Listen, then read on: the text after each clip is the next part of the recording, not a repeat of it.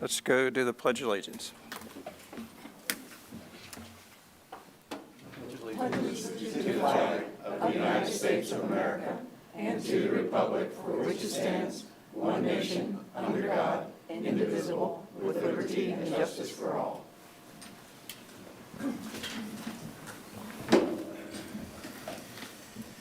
Have a roll call? Don Dice, Here. Mark Schroep, Rick Knipper, Here. Bruce Larson, Kimberly Newton, Deb Harmon. Here. Laura Lee Thompson. Here. Nicholas Sanzone. Richard Bankhead. Here. Aaron Adams. Kurt Smith. Here. Fred Goldstein. Here. Barbara Wall Scanlon. Eric Manis. Here. John Windsor. Here. Charlie Venuto. We have a quorum. Is anybody on the phone or nobody on the phone? Okay, thanks. We have an, But we did have a lot more people RSVP, so I think they're stuck in traffic. oh, just kind of I would expect- okay. Yeah. They'll be wandering in. But we do have a quorum. Thank you. Everybody, I'm sure, has reviewed the agenda. It was sent out a week ago. And do I have a motion to accept? I'll make the motion to accept the agenda. That was Deb? Second. Eric? Okay, Eric seconded it. All in favor? Aye. Aye. Any opposed? Thanks. Passed. The minutes came out a week ago, too. I'm sure you all reviewed them. Any additions? Any comments? John, you mentioned one. We started the meeting last time. When we started the meeting last time, you offered some guidance for changes in the ground rules at the implementation of the chair. And I just thought those might be handy to have those in the minutes so that everybody could see them and, we could go forward with them. But it seems like we've gotten them here in a hard copy. Okay, and that's sufficient right now, but I can provide them to you as a separate from the minutes. Do I have a motion on the minutes? I'll make a motion to accept the minutes. Okay, that's Deb. Second? That was Laura Lee. All in favor? Aye. Any opposed? No. Passes. All right. Well, we do have the ground rules that we're going to go over right now.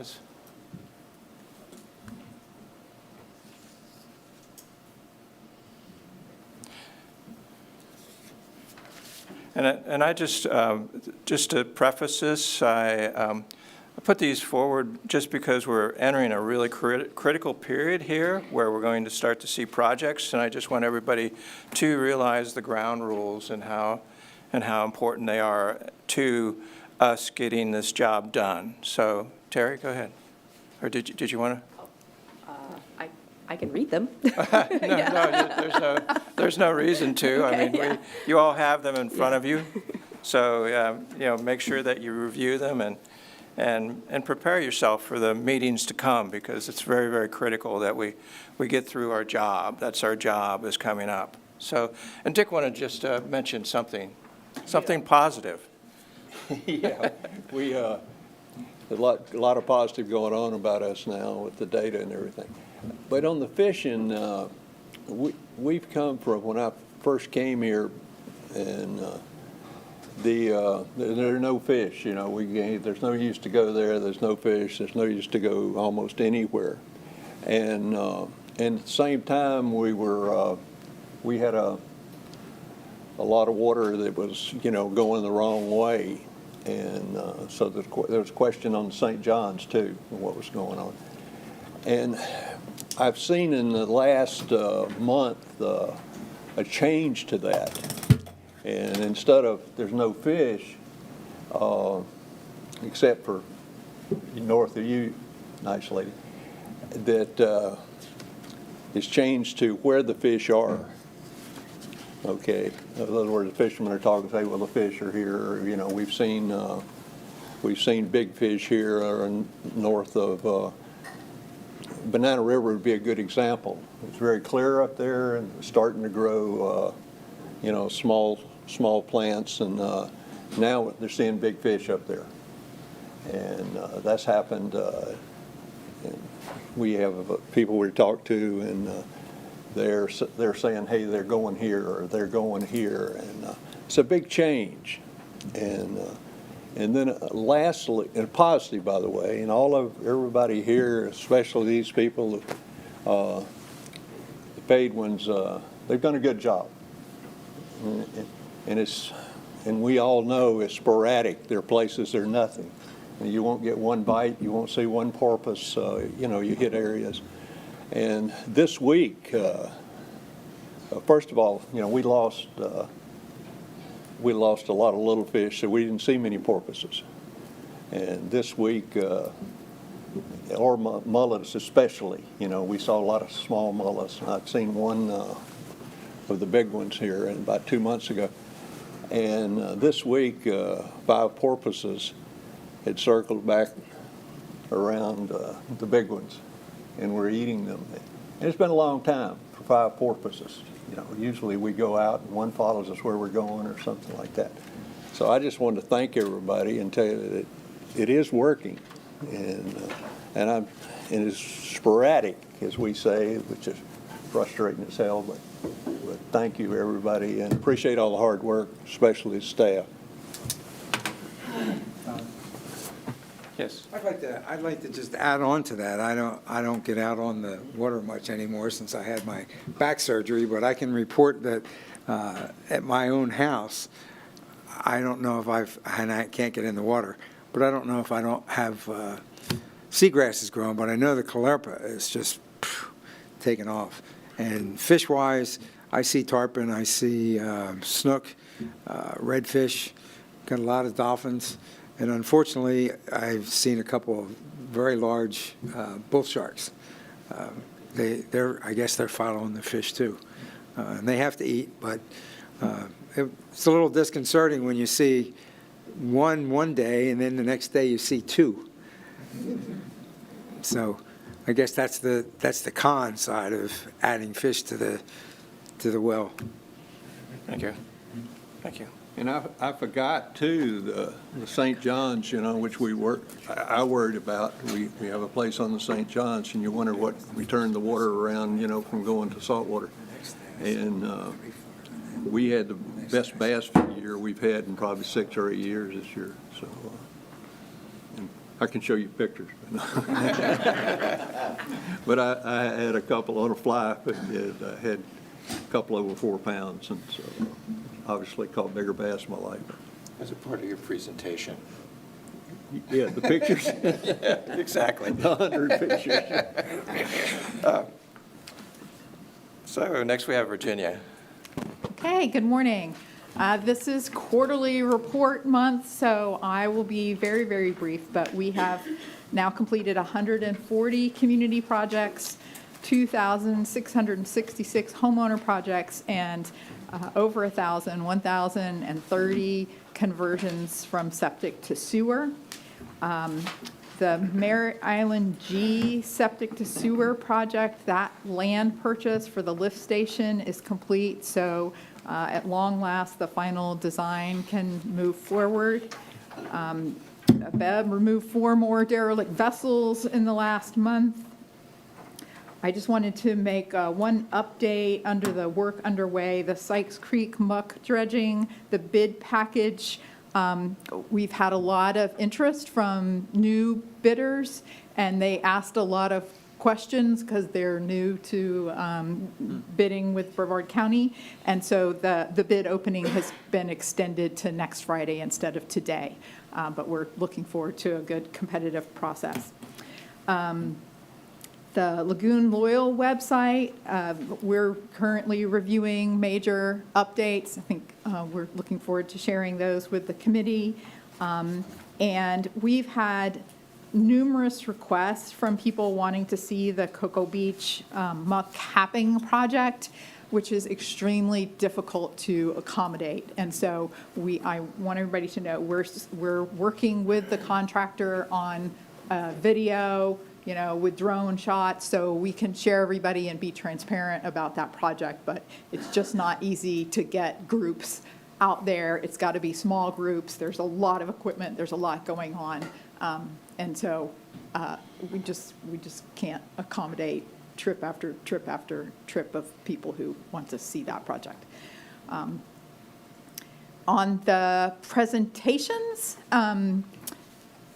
Brandon presented at the Unitarian Friendship Fellowship Church in July.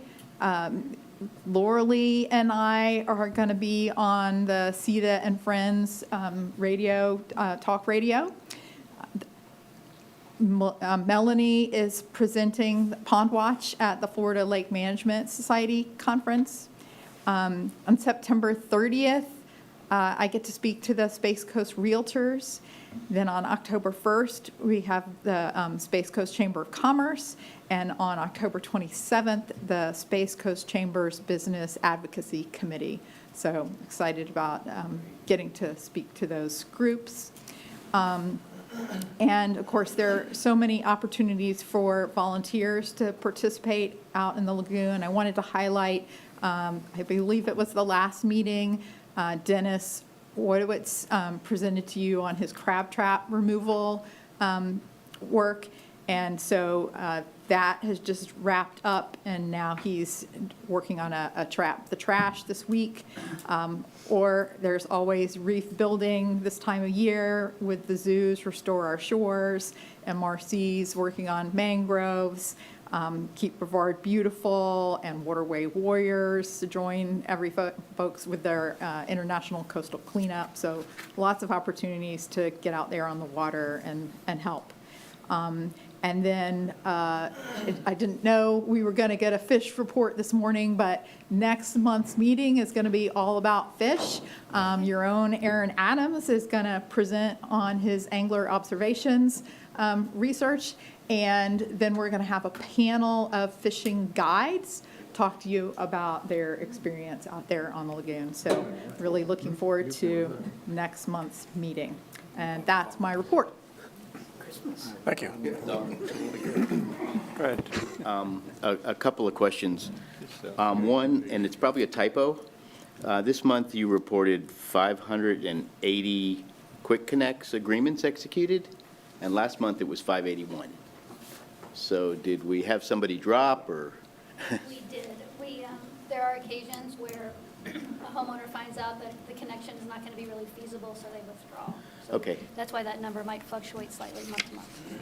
Thanks. And then I noticed also that, I guess it's going to be later with the finance report, but just also a comment, I don't know if you saw Dennis's numbers from that crab trap No. removal. I think between the big Titusville event they had, right, that was amazing, and his, there was something like 250 maybe between the two. And as he was reporting last night, sadly, but for better, they found lots of live crabs and fish in these traps and released them all that they could. So pretty amazing stuff. They found a lot of lobsters, too. Oh, yeah. Little lobsters in the traps, yeah. Even up on the... Laura, you're up and ready. Yeah, I have a question. Do we have a new attorney? I'll introduce myself real quick. I've covered a couple times before, but Heather's out of town, so I'm covering today. Sarah Beasley. I'm also with the county attorney's office. Okay. Hello. Thank you, thank you. And Sarah Go ahead, looks like Laura, she's still sorry. in high school. Okay, well, good morning.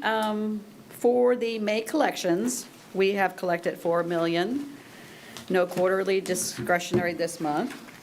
The total revenue from conception is $539 million. And for the monthly financial statement, the anticipated revenue at the end of the fiscal year is $573 million. The actual revenue is $502 million. For the expenditures this fiscal year, the total assigned to projects and programs is $114.7 million, and the actual spending is $37.6 million. So I'm going to scroll through the financial reports because I've got a little more in-depth on the grants. I want to go a little bit more on that this period, quarterly.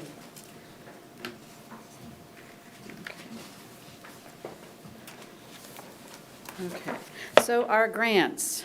For federal grants this fiscal year, we have spent $2.5 million.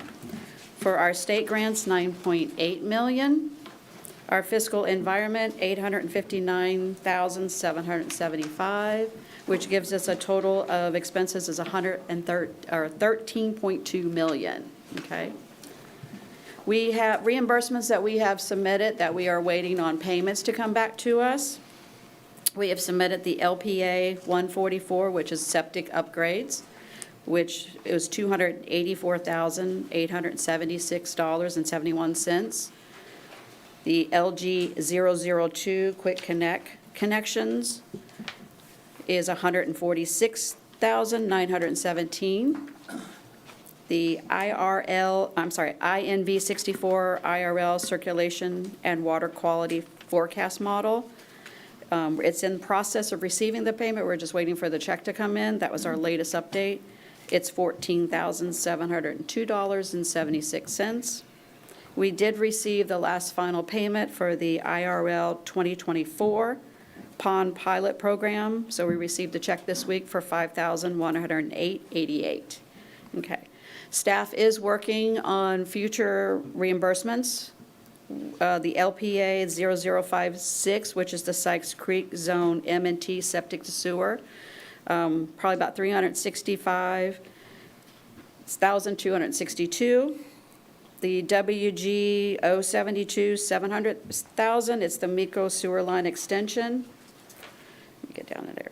And the NS 059, which is $4.9 million. That is the Sykes Creek T construction and connections. The WG 055 is $2.6 million, which is the Sykes Creek Zone N septic to sewer. The LPA 0093, which is, whoops, too far, $134,000, which is the water quality improvement. And the LG 001, $512,819 for septic upgrades. And the LPA 474, which is the $5.0 million, Ugali dredging. So they are diligently working very hard to get those rebates submitted so we can get them reimbursed. And at this point, we have no new executed grants right now. Okay? Do you have any questions or anything? I know that was a lot. Well, the video was trying to keep up with you too, and Yeah. having a very hard time. I'm like reading, but also like trying to move, so, yes. Just one question, that you had a graph that was usually on the bottom of that monthly financial statement. Is there a reason that's not on there this month? It's on. I know that Brandon was out of town, and so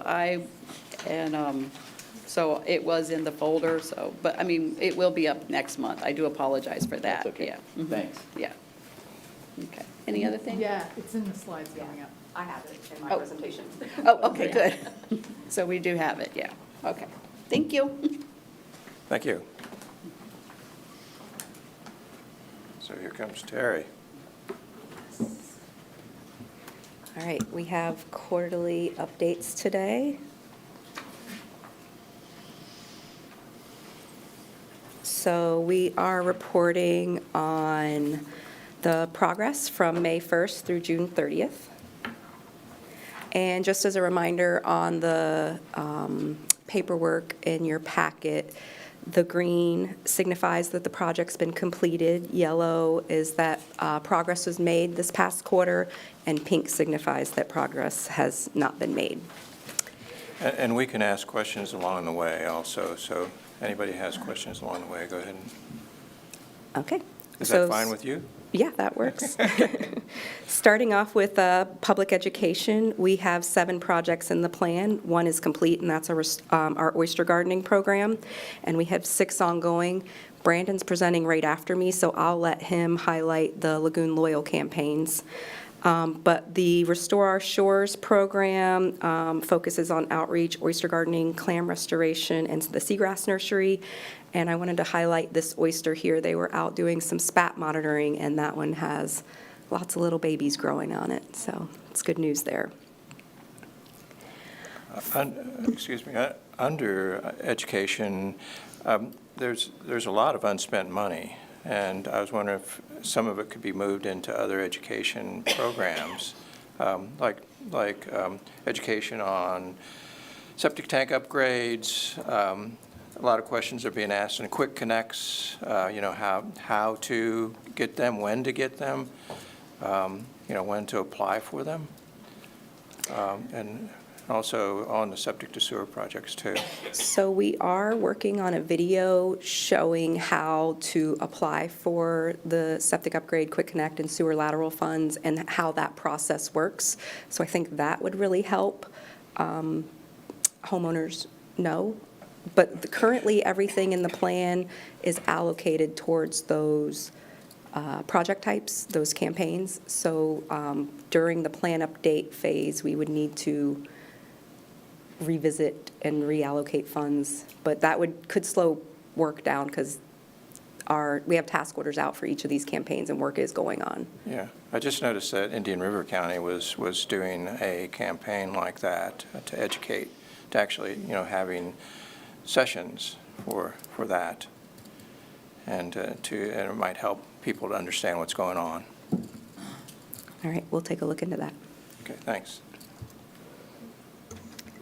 Okay, moving on to wastewater treatment facility upgrades. We have 10 projects in the plan for our complete, and currently the West Melbourne Ray Bullard facility is under construction and is about 20% complete. They recently installed this bypass line right here at 440 feet of a new backwash line, and they are waiting to pressure test this line and continued electrical work on this project. A question on this, with specifically to wastewater treatment facilities, pharmaceuticals in the wastewater is a pretty major issue in the fishing community, more and more so. Has there been consideration of adding retrofits to treat the wastewater for pharmaceuticals as part of this? I can get you some better numbers, but it's not very expensive relative to this cost. It'd be a minor add-on. So is there an opportunity to have that add-on to these much larger upgrades? I'm not sure if that is part of this particular project. I could look into it and talk to the city and see if that is something they could consider modifying. Okay, thank you.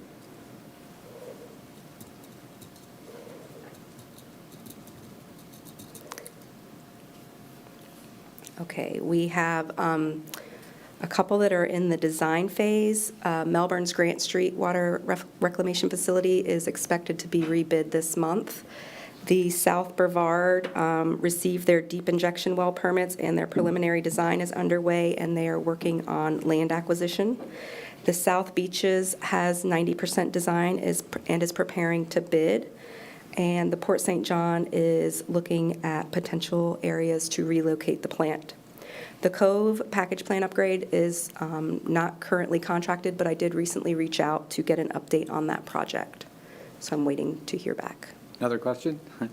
On the deep water well injection, is there monitoring associated with that for groundwater intrusion? I believe that's all through DEP. They have to report and monitor on all that. Okay, the reason I bring it up is we had issues in the Florida Keys with some of the injection wells.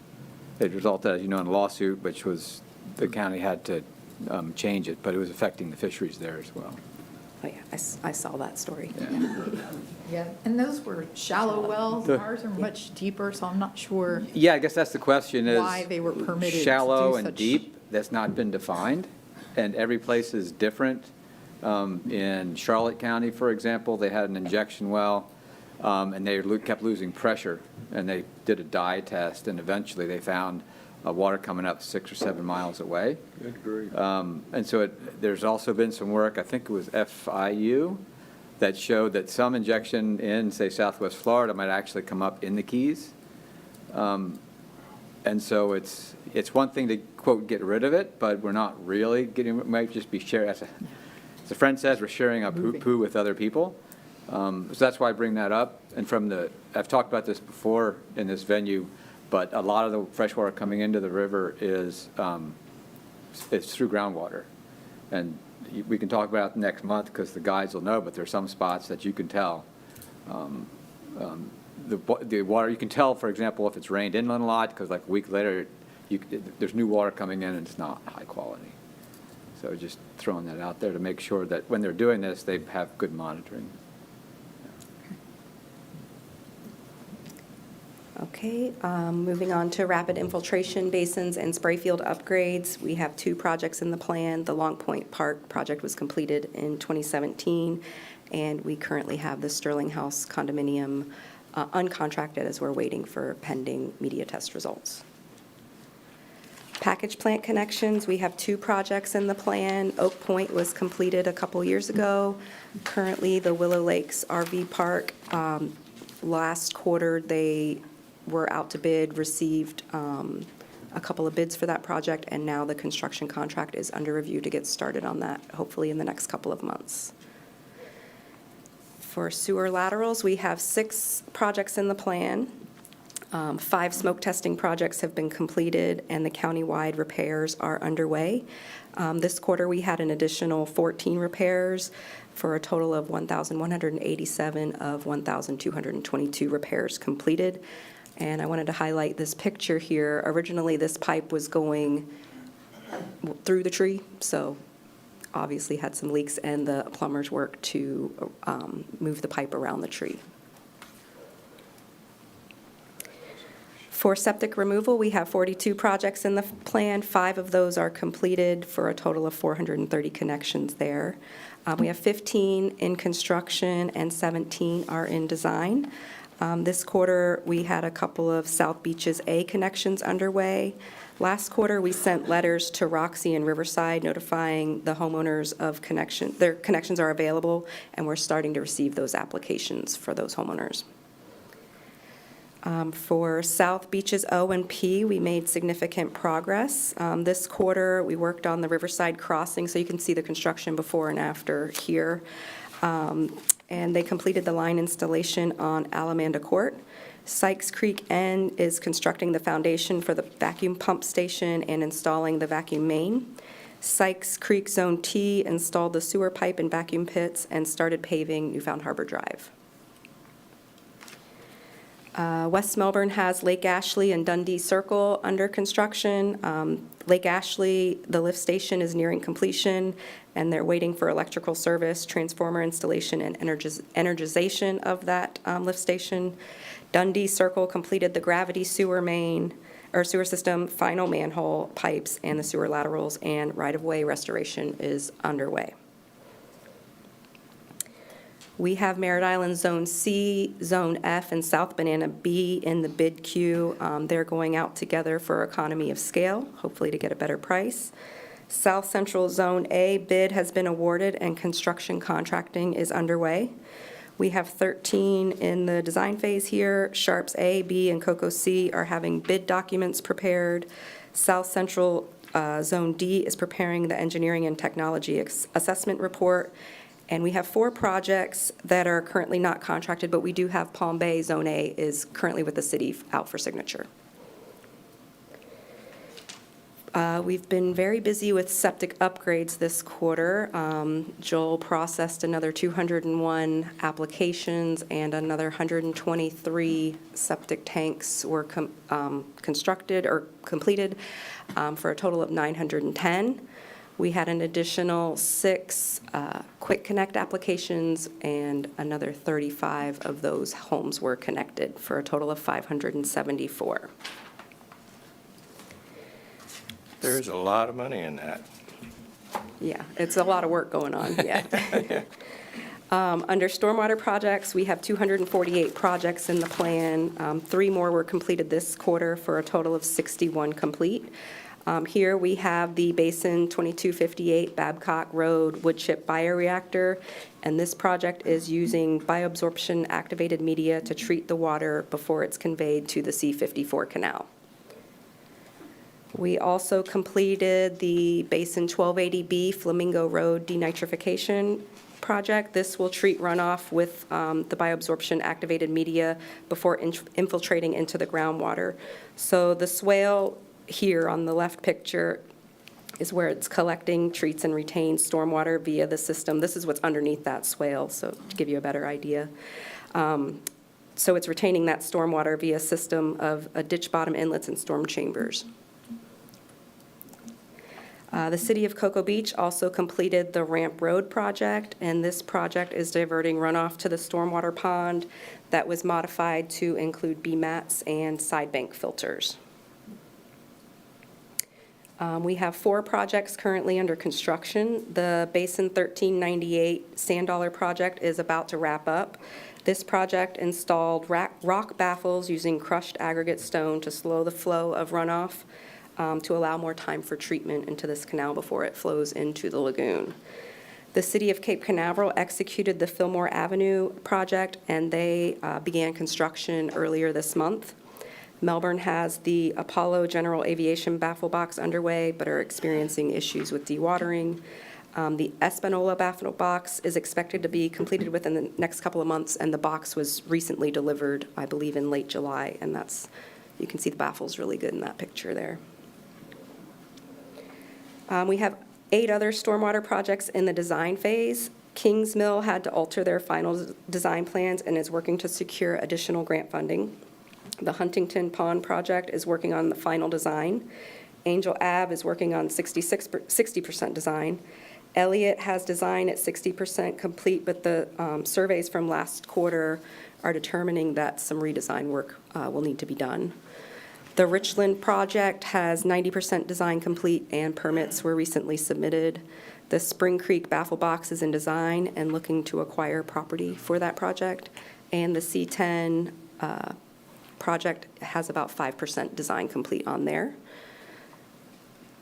We have a few with contracting underway. Basin 212 East Main has a task order out. We are reviewing the scope of work for the Satellite Beach West Basin water quality improvements, and the South Street and Knox-McCrae baffle box projects are currently out for signature.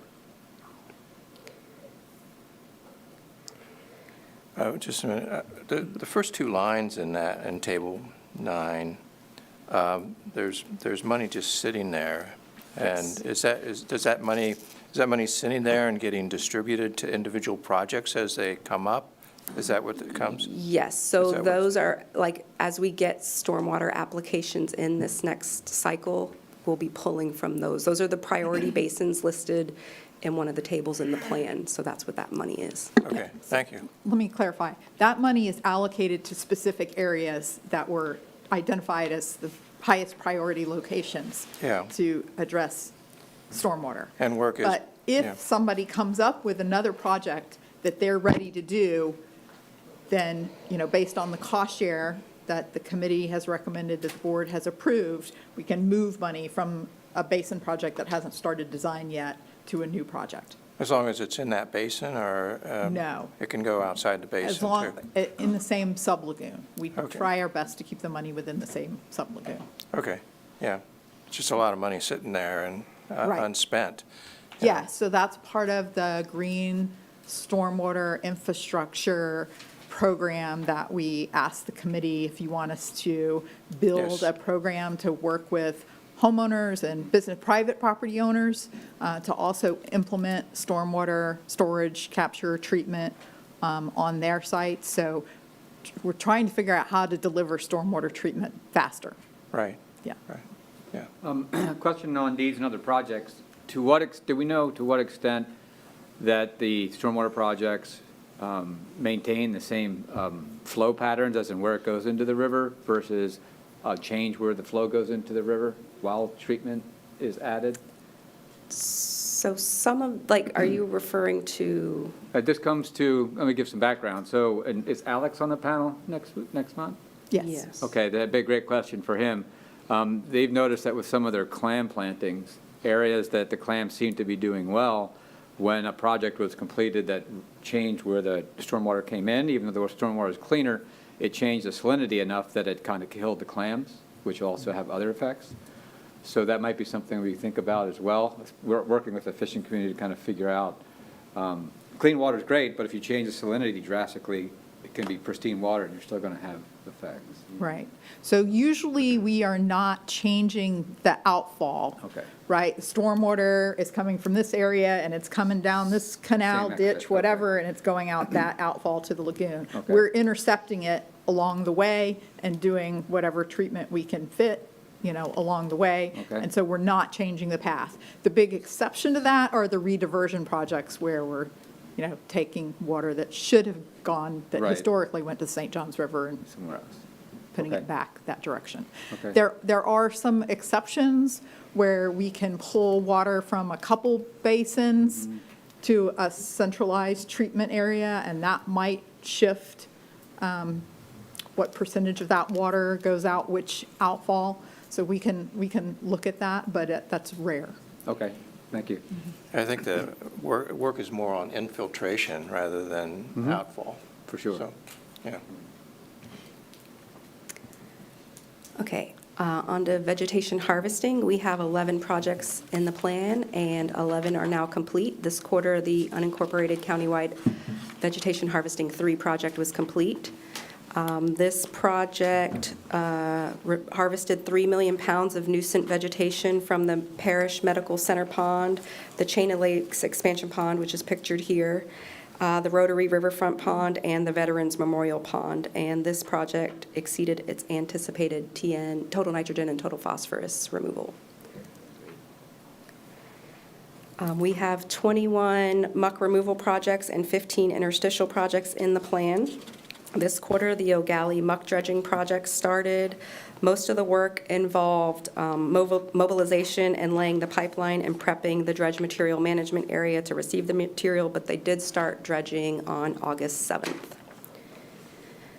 The Cocoa Beach muck capping project started on June 22nd, and I wanted to highlight this photo here is a core showing the first 3-inch lift of sand that's been placed on that muck. The Sykes Creek project is, as Virginia already mentioned, currently out to bid for 1 more week. They did have a pre-bid meeting in July, so hopefully we'll have news next quarter on where we are with that. We have 11 projects in the design phase. The Titusville East and West project is evaluating design options. Canaveral South had a meeting with the City of Cape Canaveral to look at site logistics. Indian Harbor and Satellite Beach are piggybacking on O'Galley, so once that project is wrapped up, Indian Harbor is planning to go next, and then Satellite Beach after them. Spring Creek is the city's looking into property for a dredge material management area site and working on permitting, and we have 4 projects uncontracted at the moment. For oyster bars, there are 28 projects in the plan and 17 are now complete. The zoo recently completed the North Indian River Lagoon 3, constructing over 26,000 square feet of reef, and they also completed the Central Indian River Lagoon 4 contract, constructing 8,700 square feet of reef. And this here, they always get volunteer groups out. This is the local Parrot Head Club out helping with reef construction.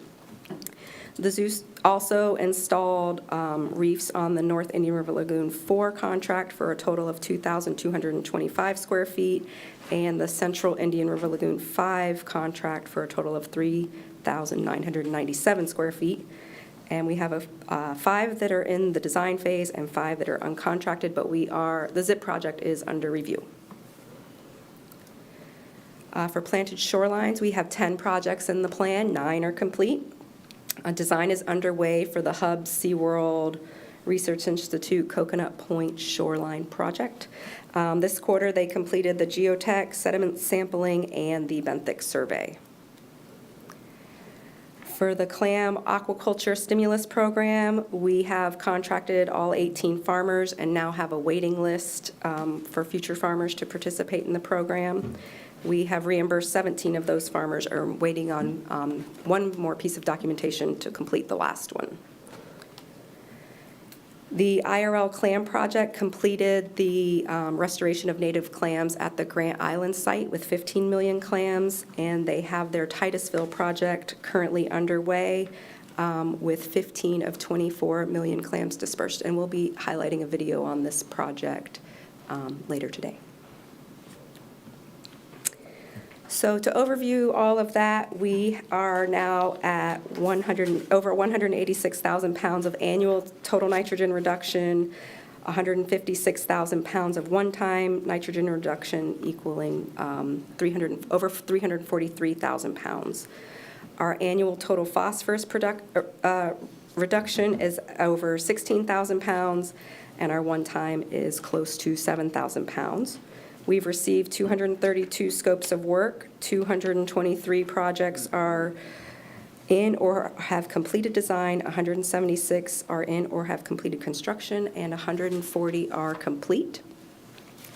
So here's the countdown for the project type for where we are for each of those projects. So 1 education, 16 wastewater, 72 stormwater, 7 muck and interstitial, and 44 restoration projects. And then our overall numbers for our homeowner projects, 1,187 sewer lateral repairs, 456 sewer connections, 574 quick connections, and 910 septic upgrades for a total of 3,127 homeowner projects. Here are the infographics showing where we are with the total nitrogen and total phosphorus reduction. So as I just mentioned, 343,000 pounds of total nitrogen has been reduced, and over 23,000 pounds of total phosphorus has been reduced so far.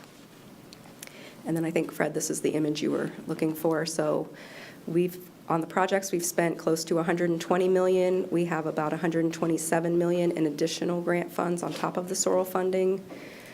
We have $335 million in projects in progress. 455 has been spent and in progress, collected close to $540 million for the projected $583 million. That is all I have. Any other questions?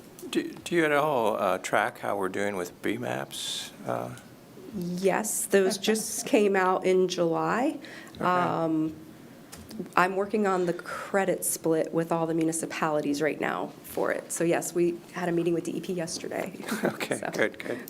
Thank you. Go ahead, Fred. Just maybe an idea. I mean, I assume this is a giant Excel spreadsheet or something like that. The table, yes. Yeah. So, I mean, this is incredible. There's so much stuff in here, and trying to keep up with it is interesting. But I think for the public, it might be good if you reordered this by completed, and they see that table grow, under progress, and then waiting. So we could show all the greens, and then work it that way. I don't know if it'd be of interest for this We group. could have but- 2 separate tables, or it's many tables in that packet. So I'm just trying to think how best to do it. But if you have 140 done, there'll be 140 lines coming down. People could understand that that's growing, but here's what we still have left. It'd be a lot easier to kind of keep, especially for the public, perhaps. Just a thought. I don't know how difficult that would be, but. The performance tables kind of do that. Do you want to go back further into the performance tables? Are they? They're organized by project type in the performance table, and then by entity. So the completed isn't like all at the top for each Right. one. Right, I understand. That's a little more understandable. Sure. I don't, we could easily do that. I'm thinking it would be better to do it as a supplement than an Yeah, no, I don't instead think, of. right. But for this presentation, are you wanting a different format? No, I just thought, just in general, it might be something, as Brandon is putting out all this great stuff, to just see that in that kind of an order. Where Right. these are all done, it was 140, now it's 150, and it's just much Yeah. more visually appealing, I think. Yeah, and we easier to have that follow. completed projects list in the plan that we update annually. So, we're updating that all the time. So, that's an easy thing for us to do. It's just, yeah, it's I don't wanna really give extra hard work, I understand. to cover, yes, here's all the things that we've completed, 140 of them, right? And here's the nearly 100 that are underway. Keep everybody's attention long enough to go over 100 projects that are Absolutely. underway. So there is, we haven't found a good way to do that. So, yeah, happy to take more ideas on. And it may not be a the good way. best way. I don't- Yeah. Virginia, would a story map be a functional way to communicate that data? It's on our story It map. Yeah, right, It so is. that exists, right? Okay. And it has the layer of the completed versus the layer of the in progress? Okay, I thought so.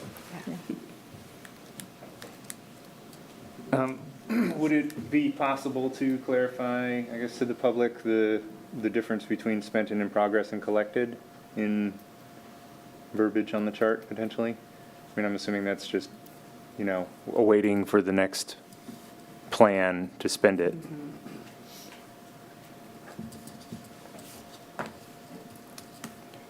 Yeah, it's not waiting for the plan. It's There's- waiting for, engineers and contractors and folks to get it done. There's a lot of zeros in there. So it's planning on a project level, basically. And then contracting, yeah, so when the municipalities or whoever is ready to go to contracting, that's what spent and in progress is. Right. I'm specifically asking about the collected column versus the spent and in progress? Yes, so collected is the number Lori gave, what we've collected so far. Of the 583 million, we've collected about 540 million so far. So that's what is spent and in progress is what is currently contracted and has a task order or contract for work underway. Right, so the first three columns are on the expenditure side, and then the last two columns are revenues. So maybe that's what we need to do a better job of explaining. Yeah. Go ahead, Deb. So maybe the fundamental question that Eric's trying to get at is there is a very big difference in those two numbers, the 455 and the 540 million. And I have heard public perceptions out there that money is just sitting around waiting to be spent. But as I understand it, so I think maybe that's what you're trying to clarify, is that money but the difference between what's spent and in progress and collected already earmarked for projects in the plan. Yes.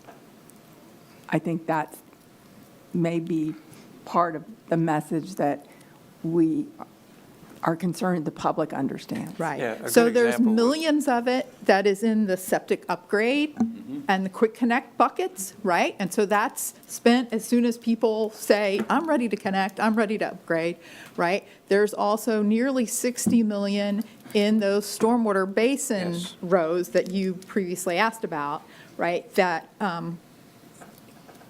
we will either design and construct projects in those priority basins, or other people will come up with alternative stormwater treatments elsewhere, and the dollars will be shifted. Go ahead, Deb. So that money is already earmarked. And if Sorrel is not approved, then there will be no more projects added to the plan, even though we know more need to be done to continue the progress. Is that a fair interpretation? Right, the only way new projects would happen is if money was taken away from existing projects. Right. And And so reallocated. the money that we're seeing in the projections is already spent, Allocated. allocated to be spent. I meant Yes. allocated. Thank you. That was all together, wasn't it? Clarify with that projected and allocated. I mean, we can just add that to the projected because that is what we've allocated. Okay. I mean, it'd be a simple, just Yeah. add that one word to the projected. Yeah, just one comment. I think it's important because what I hear a lot is that people assume that it was 10 years, we're raising 560 whatever million dollars it is, and that's already been done. In other words, they don't understand that we've spent $120 million plus the grant funds, and then we have in progress this. And so they're wondering, where is it? And also that points to the fact that the progress we've seen is based on these numbers here, not 500-something million dollars. And understanding that is critically important, that there's more coming. And how we better explain that, is, I think, one of the issues we face.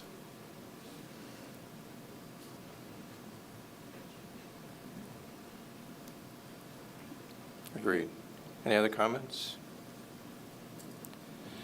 Are you going to continue to? Nope, I'm going to let Brandon go. Okay. I thought maybe we have more tables to go over.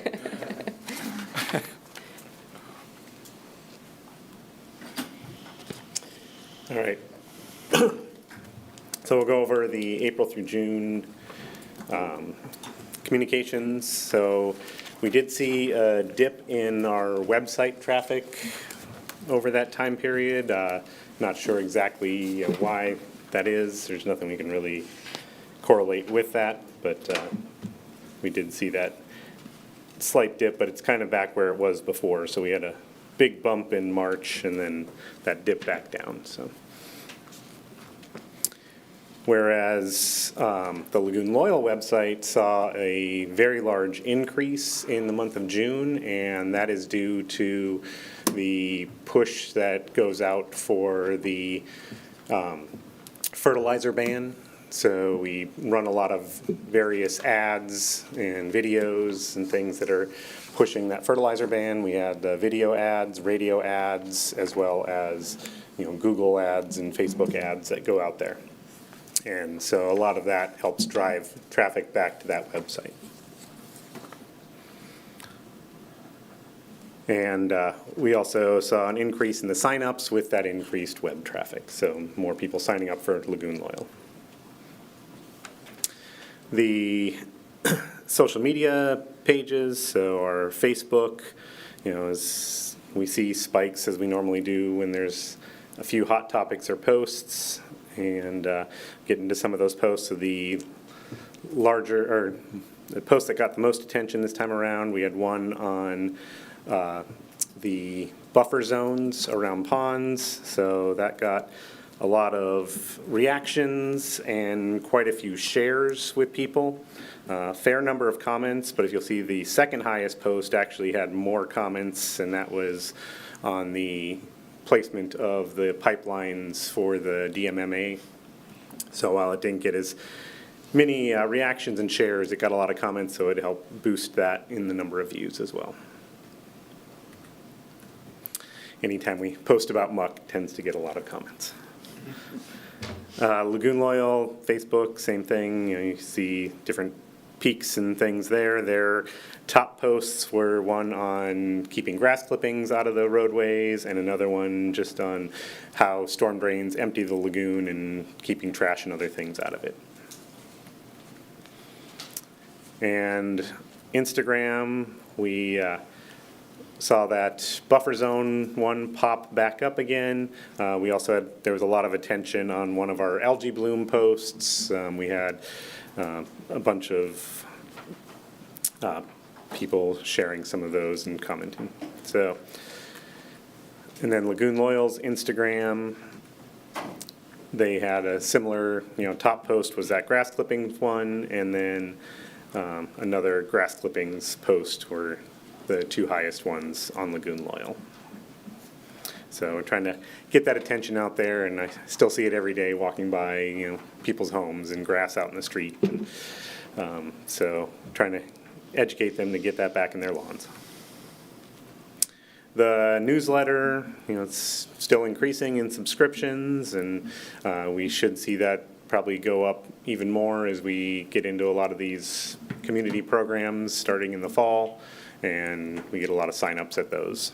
So we should see more of a jump in that. We're still maintaining higher than average open rates, and the average for the last 3 months was higher than the previous 3 months. The Algae Bloom newsletter, now the reach on that, we saw the increase in April, but that was just because we had an extra week and we go by how many times that email goes out. So really it was around that 900, and when you look at the subscribers, it's lower than it stayed pretty much the same. We did see a dip in June, and that wasn't due to people unsubscribing. That was actually due to cleaning up the subscription list. I received a notice from Constant Contact that our bounce back rate, which means emails that they send out and you get a notice back that that email is no longer working, we were getting above 10%, and it can affect your, sort of how you get caught in spam filters and other things, so you try to clean that up every once in a while and get rid of those bounce backs. And so I went and cleaned up all those bounce backs, and a lot of them were from various agencies, state and city agencies of employees who probably moved on and were no longer there. So it seemed to be the majority of the bounce backs. And still, keeping an above average open rate on those as well. As far as some of the Lagoon Loyal programs coming up, as Virginia mentioned, we are working on the website. We were hoping to have a rollout last month, but it was kind of delayed due to change in how the website is structured for the rise in AI searching. So the new thing, it used to be SEO, and it had to do with the keywords on your websites.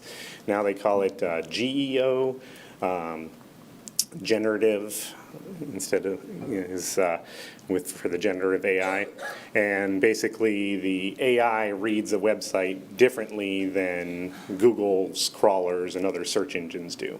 So they're having to retool and add more things in. I was just at the Public Relations Association conference, and that was a big topic in their meeting this year on how to get AI to look at your things.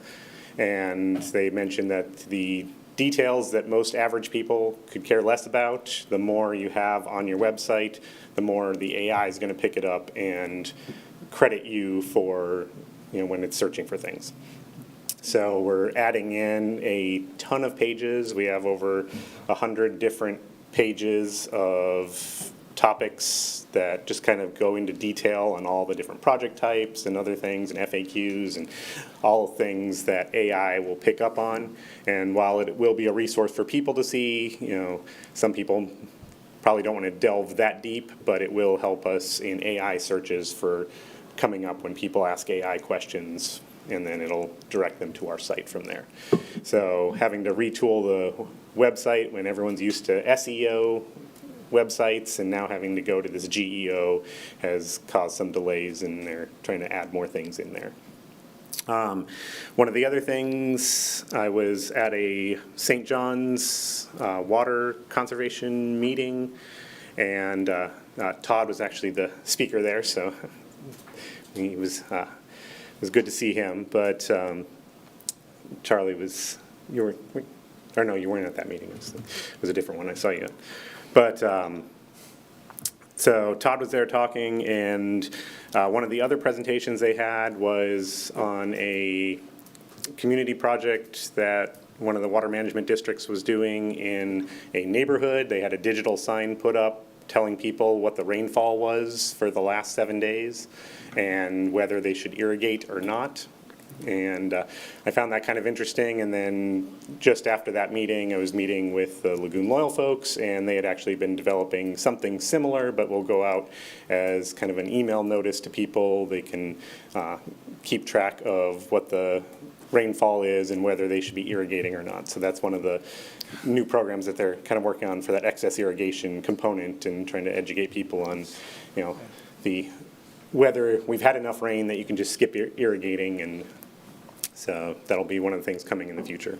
How do they do it on a region by region? It's so stochastic. I mean, there's actually websites out there that track it, regionally. You can put in your address and find out exactly what your rainfall was for the last couple days in that area. And they use, a lot of different data sources, but they can give you a fairly accurate estimate. Thanks. I was wondering if after Mark's presentation on the mapping tool, if we could do a video on the use of the mapping tool. It may help individuals that want to go into it and find things out. A video may be something that they would access. Okay, we can look into that. Thanks. Anything else? Any other questions? Go ahead. It's probably a question for Terry. When you look at the overview, and it talks about the total one-time nitrogen reduction and the total one-time phosphorus reduction, and then it's got the total annual nitrogen reduction pounds per year. It's like around 185,000 pounds of nitrogen per year, but our projected total reduction at the end of the 10-year, or at the end, it's kind of confusing because it says at the end of 10 years it would be like closer to 1 million. We're still a long, long way from the million. So that's kind of hard to explain to people too. Is the total one-time production or reduction, does that happen like right after the project is completed and there's like a extra shot that's reduced, but then it never gets reduced by that amount again? Can you explain all of that? Happy to. Thank you. One-time reduction is for projects that go in and capture those nutrients one time. So for example, the aquatic vegetation harvesting is going in and getting all of those nutrients at once. The interstitial treatment on the muck removal projects is treating that water one time. And then the other one is our clam aquaculture. Those clams are being harvested one time. So those are our one-time reduction projects. The other projects are reducing nutrients annually. So that's why they're an annual number. So for vegetation harvesting, that total one-time reduction number will go up the next time there's a big vegetative harvesting? Correct. Okay. All right, that So you could helps. see from the previous quarter, it has a number, and so we just completed that big harvesting project, so that's why those numbers jumped up. Okay. And we have a graph we've been using in our presentations, and I think it was in one of the presentations here too, just showing that cumulative with that annual added in each year and started stacking on top of each other. So the amount we've removed so far is over that 1 million, but as far as annually, it hasn't hit that. Thank you. Anything else? Anybody else? Any questions? Thank you, Brandon. Thank you. Now we have other reports and special presentations. Mike, come on up. You want to introduce yourself?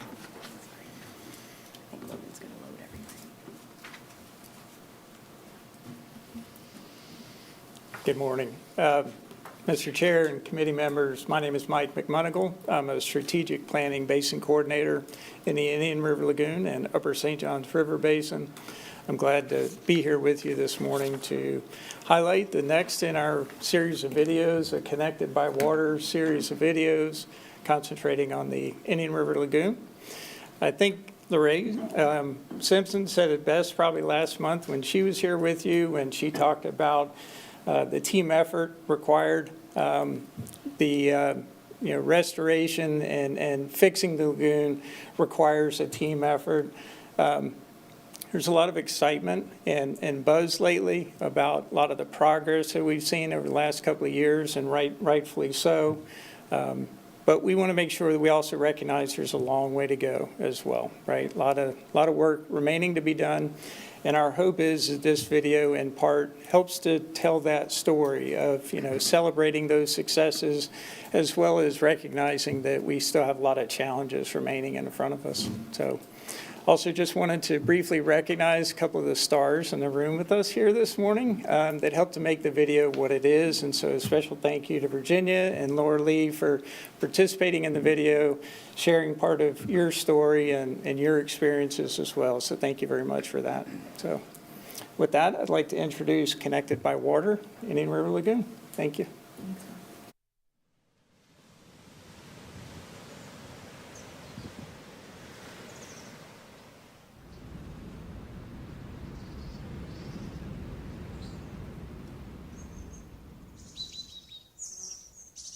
My first connection to this lagoon was when I was probably 6 years old, coming down on that classic road trip, from New York with my parents.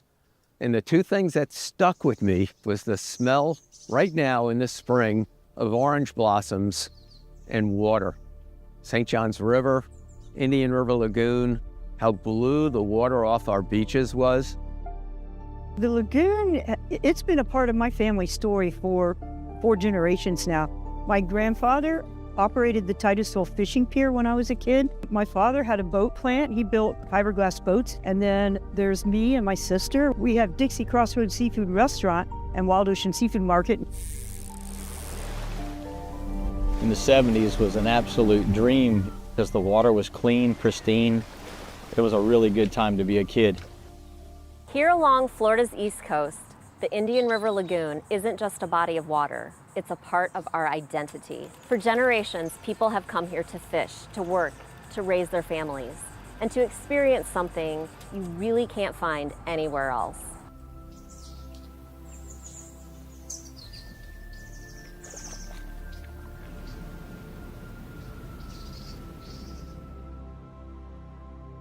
My grandfather would call 2 or 3 people on the phone when the shrimp started running. Usually it was like really early in the morning, like around 3 or 4 o'clock in the morning.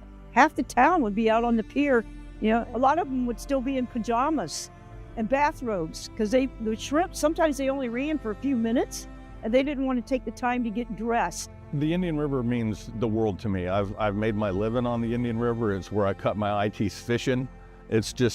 It's been a place where I've gone to, relax, fish, get food, and make a living. So my whole life is kind of surrounded by the Indian River Lagoon. They remember clear water, thriving seagrass, schools of fish moving across the flats.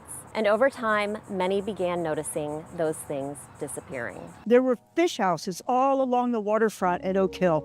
Now there's none. When you rode down US 1, there were all these little mom and pop little restaurants. Gradually, all of that business left. In 2010 to 2011, we lost a lot of trout. We lost all of our snook. We lost most of our tarpon. We had the worst freeze we ever had, which killed 90% of our life we had in the river at the time. There was nothing to filter out the algae that absolutely bloomed. The story of how we got here is complex. It involves decades of growth, changes in how water moves across the landscape, and how excess nutrients make their way into the lagoon. The same things that make the Indian River Lagoon special also make it very susceptible to pollution and require us to live a cleaner lifestyle than what most Americans are able to do. Drainage was cut by engineers to convey water that historically drained to the St. Johns River, drain it more quickly to the Indian River Lagoon to provide flood protection benefits. But that also carried pollutant load to the Indian River Lagoon. Water does not follow those jurisdictional boundaries, so we have to look at how the water is connected to identify where the best place for projects should be and how to reduce that pollution. And that requires everybody who is responsible for the land to participate in protecting the water. Not that anybody's to blame because we just didn't know any better. But now that we do, there's a lot of activity going back into trying to restore that ecosystem. Across the lagoon, there are projects happening right now that are making a real difference. From large-scale infrastructure improvements to hands-on restoration in the water. Rediversion project takes that water, captures it, treats it, and pumps it west to the St. Johns River where it belongs. So we're keeping that pollution out of the Indian River Lagoon. We're keeping the excess fresh water out of the Indian River Lagoon to protect salinities. We're also putting fresh water back in the St. Johns River where it is needed. Restore Our Shores is part of the Brevard Zoo's conservation programs, and really the focus of Restore Our Shores is applied habitat restoration work out in the Indian River Lagoon. Our largest program by far is our subtidal oyster restoration work. We also do work with a few other resources that we've started working with a little bit more recently in, say, like the past 5 to 6 years. The biggest one that we're really working with right now outside of oysters, I would say, is seagrass. We're not trying to plant our way out of, the declines that have happened, but we're definitely trying to learn as much as we can and support those large efforts. I saw 9.2 billion clams estimated come out of the estuary as a fishing guide. And the more clams that came out of the water, the dirtier our water got. And so I figured, hey, let's put back clams in the water. That was the last thing that came out of the water. Hooked up with Dr. Todd Osborne from the Whitney Labs. He's been my bridge to the scientific world out there. It took us 2 months to find 39 clams, but we found those 39 clams and started an aquaculture-based breeding program here. The whole idea behind that really is, as clams filter feed, they're removing algae, which is a problem for us in the IRL, letting light get through the water column to the sediment where we want our seagrasses to come back. And that's a natural connection that we're trying to reestablish. There's not going to be a silver bullet. There's not one solution. So being able to work on multiple solutions that might take place in the water, but then also those that take place on land before polluted water ever hit the lagoon, I think that's really where this collaboration comes in. Dirty water is not good for business, not good for tourism, but not even good for these homeowners who live right on the lagoon. And so understanding that we're in this for the long game, that's both the challenge and the opportunity. And if I'm an engineer wanting to come down here and be part of this vision for space, it's exciting and scary, then I want to live in a really good place. I want it safe. I want it healthy for my family, for my kids. And so this is all about workforce, quality of life, and clean water is absolutely essential to that. Science, partnership, and community all working together towards the same goal. When you drive across the causeways and you look out across the water, it's blue. 10 years ago, it was Technicolor, brown, red, green, muddy, just horrible. We can also see in the last several years the recovery of seagrass beginning. A year ago, we saw return of seagrasses to Mosquito Lagoon and parts of Banana River. Wow, we haven't seen grasses there for 10 plus years. Everybody needs to understand with ecosystems is they don't operate linearly. So you do this and this happens. You do this, you do this, you do this. You keep adding work and then all of a sudden you hit a threshold and things jump up and you see a response. That step up with the grass coming back in Mosquito and Banana was just really infused a lot of people with energy to say, okay, it's working. We have a black drum fishery during the winter months that is incredible. It's better than when I was a kid. It literally is better than when I was a kid. I have never seen so many people who go out of their way to get involved. It is very inspiring to see how passionate people are about the lagoon. The cool thing is that water connects everything. It connects us to each other and us to the world around us. I think there's a lot more that people can do in their everyday lives, thinking about where their water goes. Anything you put on your yard east of I-95, including the barrier islands, ends up in the river. We don't have any tidal flow. It's one of the most unique estuaries in the world. If you take care of your little piece and the next person takes care of their little piece, it's a win-win for everybody. From small changes at home to supporting restoration efforts, every action matters. The future of the Indian River Lagoon depends on the choices we make today. And while the challenges are real, so is the progress and the opportunity to protect this place for the next generation. Because in the end, this isn't just a place we visit, it's something we're all connected to.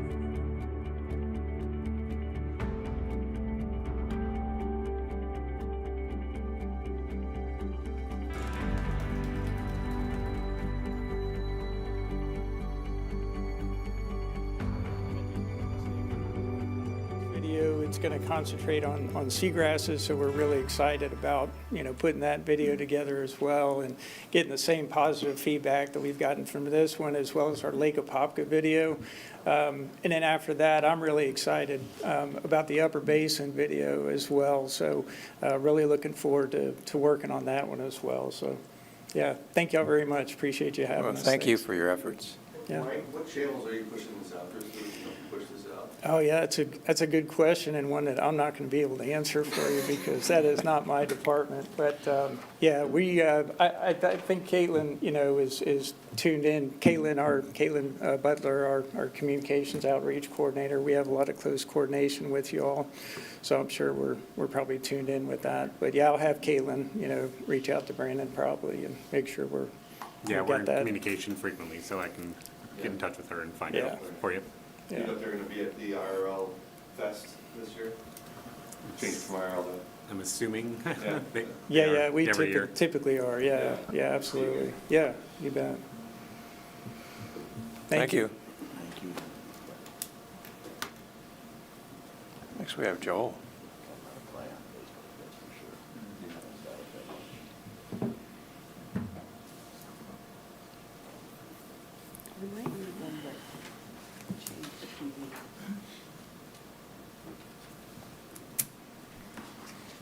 All right, good morning. I'll introduce myself for a really long time to wait for the TVs to switch over to the PowerPoint here. There we go, see?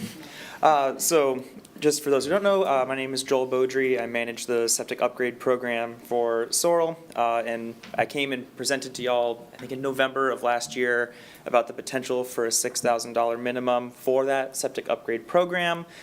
This is kind of that update on where we are in that one-year pilot. So it was approved by the board on December 16th, 2025, so that's about when we started sending out approvals on this. And then I pulled this data earlier this month, August 9th, 10th, somewhere in that range.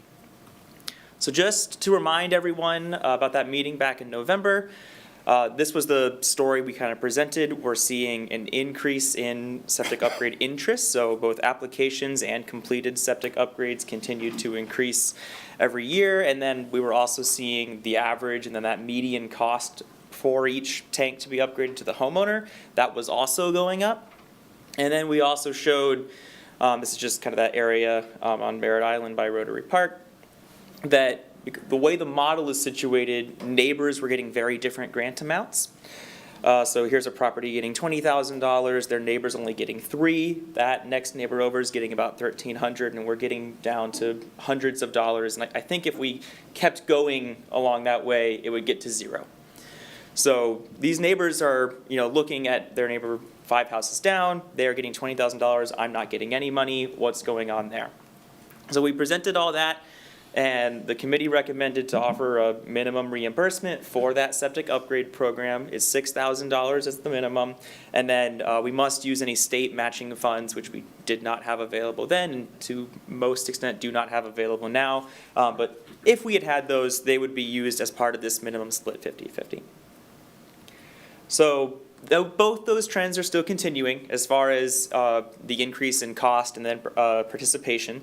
So you'll see that completed upgrades were only in August, and we are only 10 or so away from meeting what we did in all of last calendar year. We've already approved more applications in 2026 than we did through all of 2025.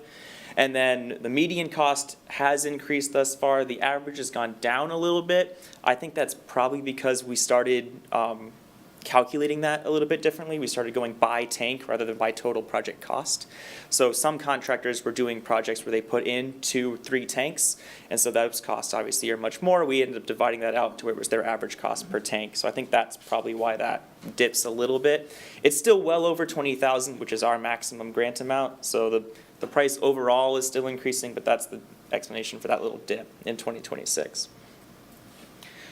So what happened in the past 8 months or so? So 44 of these projects with the minimum reimbursement have been completed. So that's a homeowner has applied, actually had the system installed, delivered all of the reimbursement paperwork to us, and we issued them a check. We did 279 total, so about 16% of the completed projects we've done in this time period involved that $6,000 minimum reimbursement. Prior to that, so the entire length of the program, we did about 20 that were either $6,000 or less out of that 361.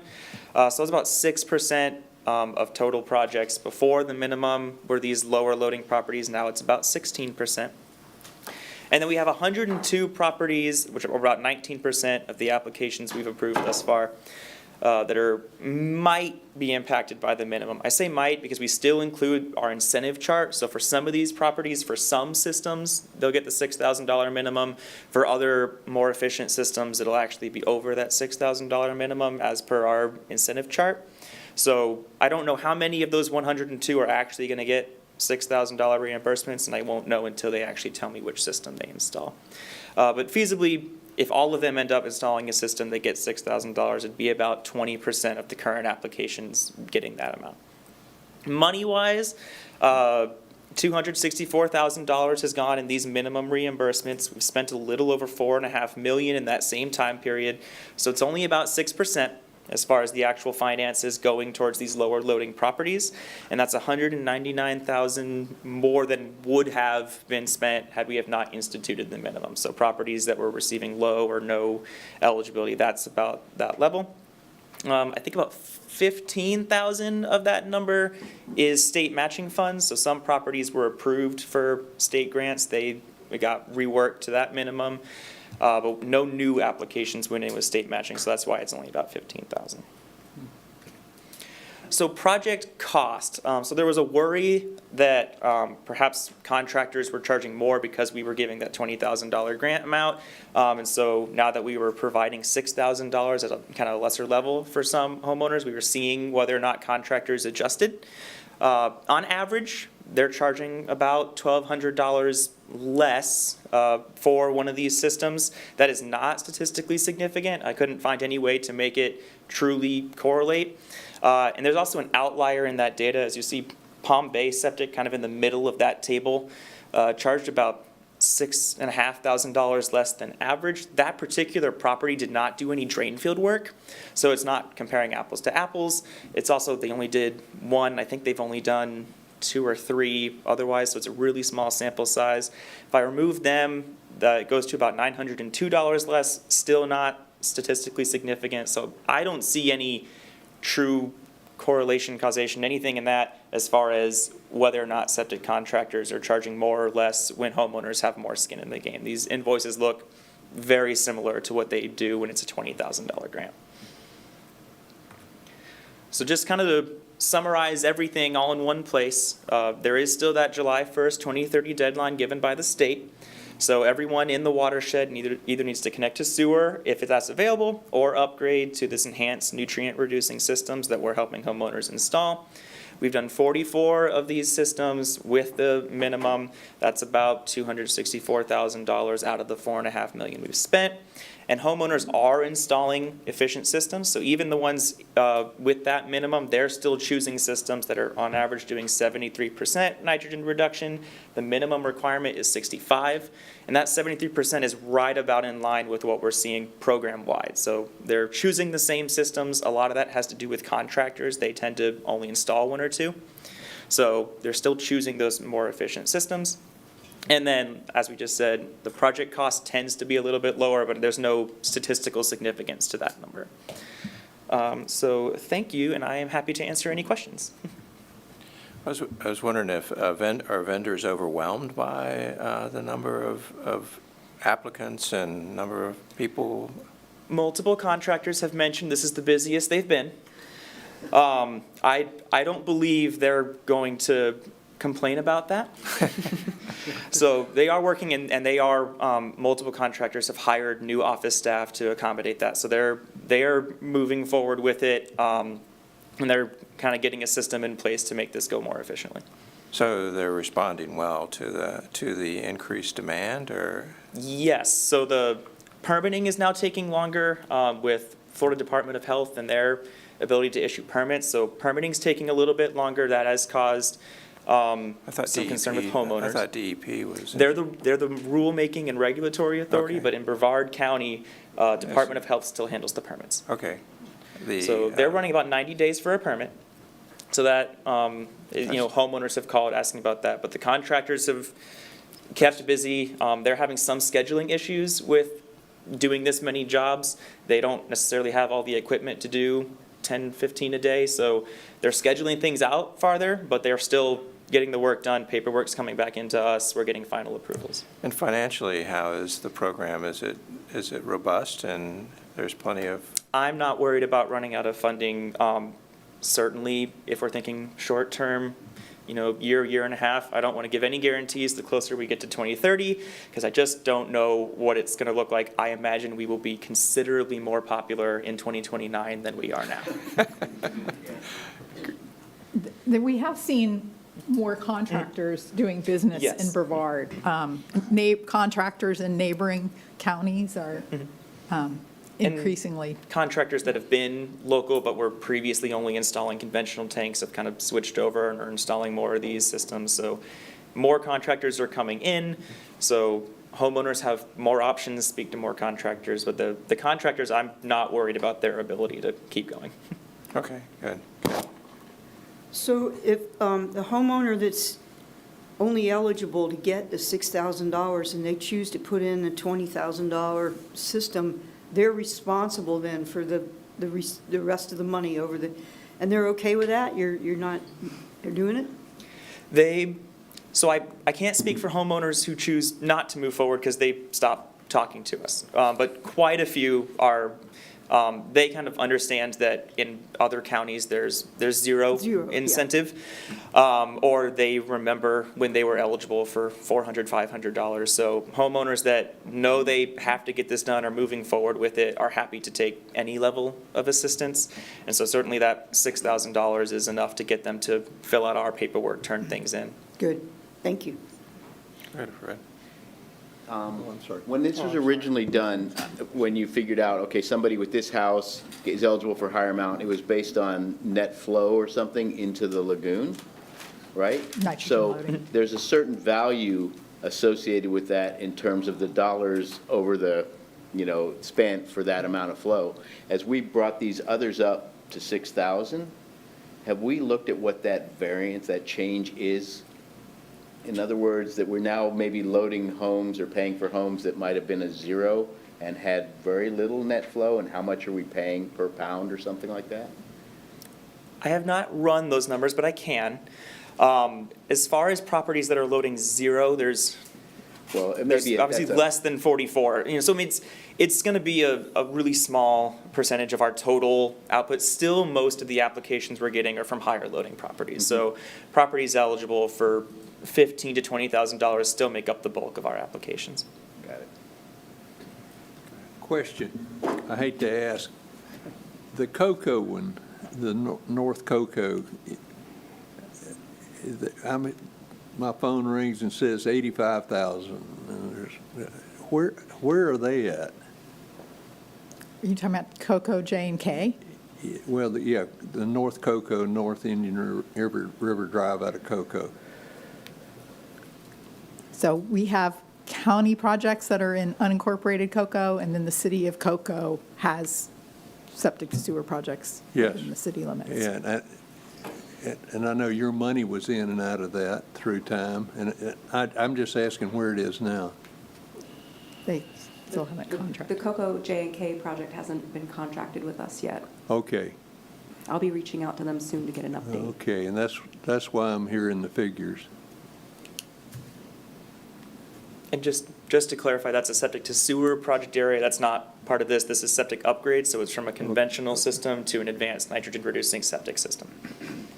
That's kind of like And what they're telling me is that's what they're going to do. But I need to get into it from the cocoa side, so, okay, thank you. Go ahead, Deb. So when we first discussed this and put the pilot program in place, part of the driver there was the state funding. The differentiation within neighborhoods based on the modeling results of nutrient reduction was one issue, which we all understand the prioritization. But I think I heard you say that no matching state funds have been available in the time frame that we've run this pilot. Is that correct? Yes, so we had already allocated all of the state grants that we had for septic upgrades. So over this course, no new applications have been approved with state match. They weren't available. That will change here shortly. So we do have some legislative appropriations coming in. Once that's contracted and ready to go, there will be state match on septic upgrade applications.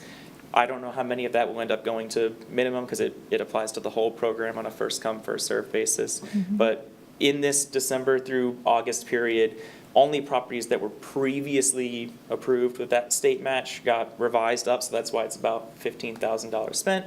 Everyone else, there was no state money to give them. So I think we were a little bit fearful that the state funding would create perception and real problems for folks with our program. So the other question I have is, I think we were also fearful that one of the worst-case examples would be that we would have a run because of the deadline, the 2020-30 deadline. We would have a run on properties that are in the watershed, but not necessarily contributing as much, although we all know septic tanks in the watershed don't help the situation. So the properties in the watershed, I'm hearing we're not having everybody's lining up for their $6,000 even with this 2030. It's a fairly small percentage of the applications we've processed so far that have gone to these the properties that are contributing less. From what you've seen, do you have any concerns about that changing down the road if we were to continue this program? So with the 2030 deadline, what happens a lot, especially on lower loading properties, so if a property is getting a $20,000 grant, that is close enough to what contractors are estimating that homeowners are moving forward much quicker because there's a chance they don't have anything come out of pocket.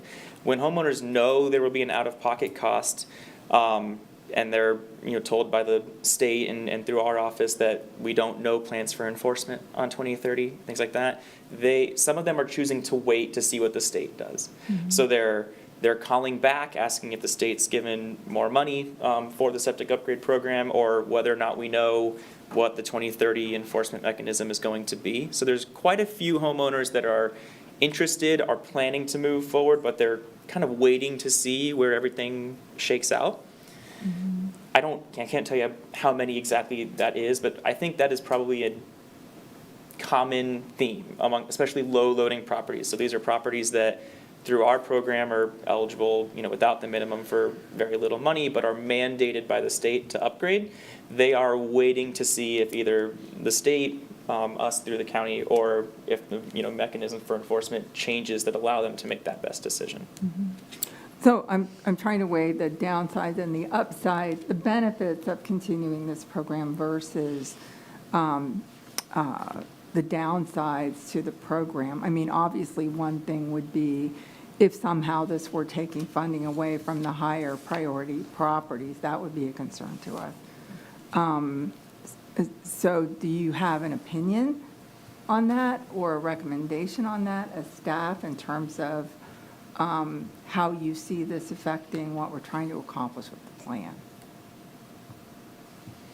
I hesitate to give guarantees because, like I said, I don't know what we're going to look like 2-3 years from now. I'm not asking for guarantees. As we get closer to that, I don't know how many homeowners are going to start coming in. As of right now, I really have no worries. So any homeowner that calls, as long as they're eligible, there is funding for them. So, like I said, that short term, I don't think this is taking away from the higher priority properties. I just don't know what things are going to look like when, especially as homeowners start to get more notice, more awareness of that July 1st, 2030 deadline. I imagine their first or second call is going to be to our office. So I just don't know what that will look like. Well, based on that, I think I'd like to make a motion. Sure, you can. Is that possible? That's sure.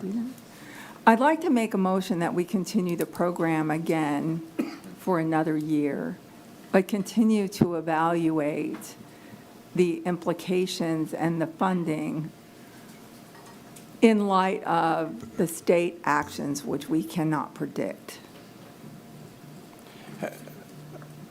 Do I have a second on that? Yeah, I can second it. So we'll open up for comments. My comment is, were you planning on already continuing this program? We were waiting for your decision. Okay, you were with waiting the plan for this. update, or we're not waiting, but we were not going to make that decision without bringing it to. Okay, so this is appropriate right now. Okay, that was my question. I'd like to point out that my motion says we review it again in a year. Yes. Or I could amend it to say, or with the plan update, so that we're overseeing any changes in the landscape regarding the replacement projects. Yeah, no, it's Upgrade important that we watch it financially and as far as how well it's doing. Any other comments? We have a motion and a second.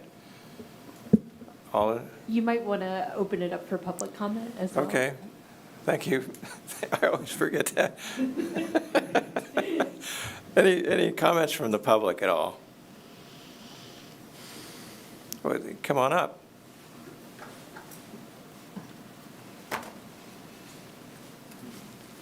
Good morning. My name is Connie Schneidman, and I live on South Tropical Trail. And I have to honestly tell you, I had no idea that there was a grant program. And our property is actually bisected by Tropical Trail, so we own waterfront property. And I was wondering, what constitutes a higher priority property for that grant? Well, that's part of it is that's part of the mapping program that we've talked about already. You can view it on your mapping program, actually on this mapping program, how much you would get. But Joel will explain it even further. Yeah, so the model is on our website, both on our project mapper and then it's narrowed down in the septic mapper. What that model is looking at is general property location. So it's looking at Barrier Island, is it on Merritt Island, on the mainland, and then it's going to look at your soil characteristics and your distance to water. And those three very general inputs go in. And that's how the model determines nitrogen loading. That nitrogen loading value the model comes up with, that's what's multiplied by our cost share, and that's how you get the grant value. So it's also color-coded on our map. Red properties are higher priority. The darker green are those low loading, typically impacted by the $6,000 minimum. Okay, great, because I'm also the secretary-treasurer for our local HOA, which is, of course, of interest for all the properties of Egret's Cove. We're right on there, it's the circle. And there's a lot, we own, the HOA owns waterfront property on both sides, so it's the Banana River and the Indian River. So it's an important thing, and we have a marina also. And so the muck is a big factor when it comes to conservation, preservation, property values. People move there for a reason, and we have boaters in the community, so when they cannot, or it's just one of those, when they can't use the marina, so it's just one of those things you want to tick off as a board member when you have people coming at you with a boatload of questions. So I think I'm going to get in touch with you after this. So thank you very much for all the great information that you've been providing. So really appreciate that. I would recommend that you contact Virginia or Terry. And definitely will do that. They'll assign a speaker or come themselves and speak about the program to you. Sounds great. And it's also with like what I saw on here with the horseshoe crab and all that stuff. I mean, when you live on the river and you look out over it every morning, every night, and you see it in the mangroves and all of that stuff, and how the weather impacts it, how the climate with the freezes and all of that. I mean, there's quite a bit of fluctuation. We've been here since 2008 and have been observing all of these minute changes. So it's actually, I think I'm going to have to get in touch with quite a few people here for information. But thank you very much for the time. This is why we're here. Perfect. Thank you. Thank you. Thanks, Tom. Yeah. Did I have another one? Craig, come on up. Hello there. Craig Wallace, Brevard Indian River Lagoon Coalition. This is a topic that whenever we go out and talk to the public, it's almost like it's a secret. We're unveiling something that they hadn't heard of before.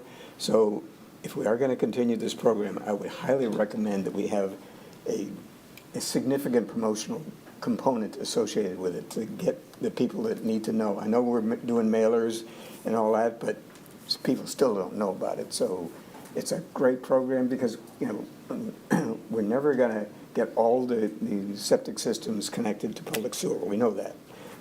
And this is the best alternative we got.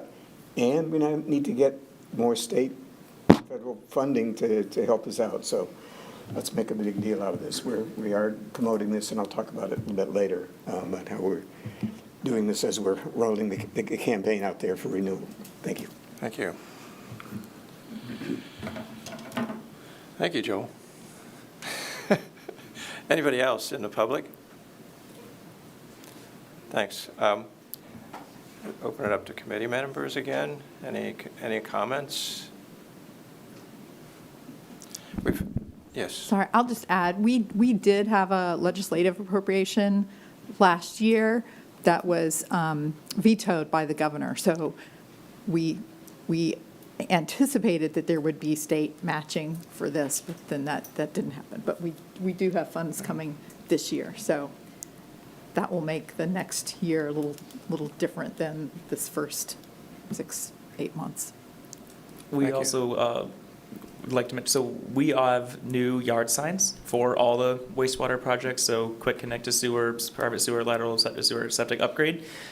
We are, as of right now, handing those out to the contractors doing all of the work so they can put those on their projects. So if any of our contractors are listening and you don't have yard signs, come get them. They're in my office. So we are trying to get that word out, and we are hearing homeowners who are calling us and saying, I saw a sign in my neighbor's yard. What is this program? Am I eligible? Things like that.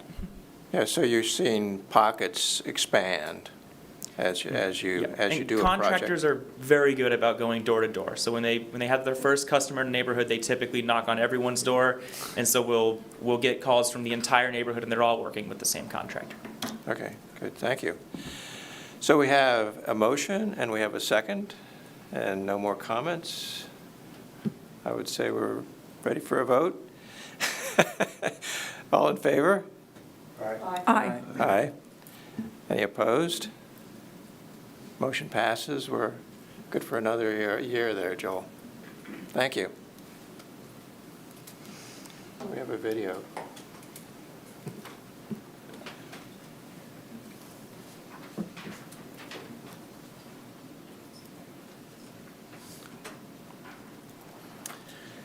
All right, so this video is the clam project that Terry was talking about earlier, and they're using drone technology for dispersal, so we'll learn a little bit more about that.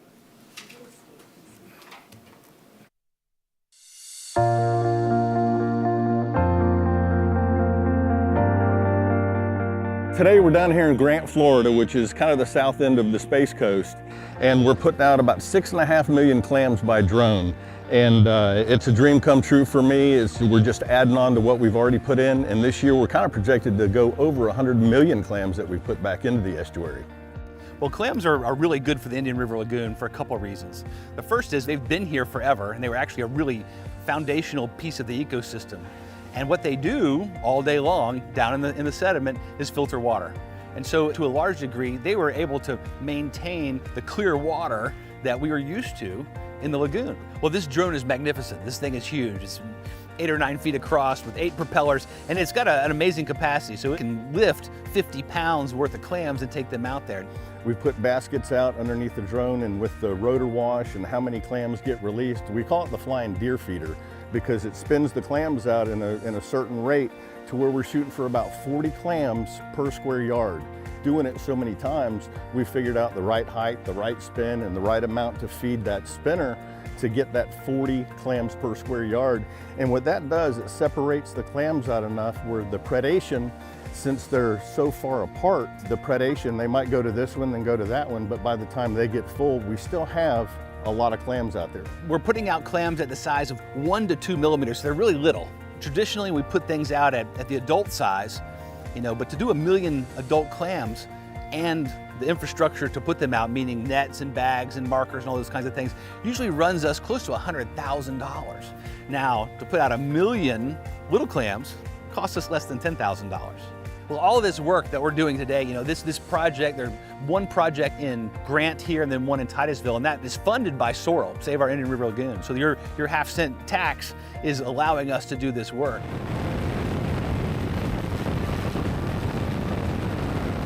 The lagoon's brackish water mix of saltwater and freshwater. However, too much freshwater going into the lagoon can have an impact on clams and other wildlife.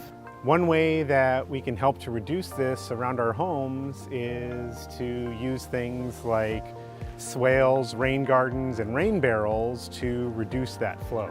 Additionally, making sure our sprinklers aren't directed onto driveways and roadways helps in keeping that fresh water out of the system. Equally as important is making sure we reduce the pollution that is being picked up by the stormwater as it flows into those storm drains. By reducing or eliminating the use of fertilizer, herbicide, and other chemicals on our lawns, we can make a big step towards reducing that pollution from getting into the water. Reducing freshwater pollution to the lagoon is one of many things we can do to help this ecosystem. You can learn more tips and tricks by visiting lagoonloyal.com.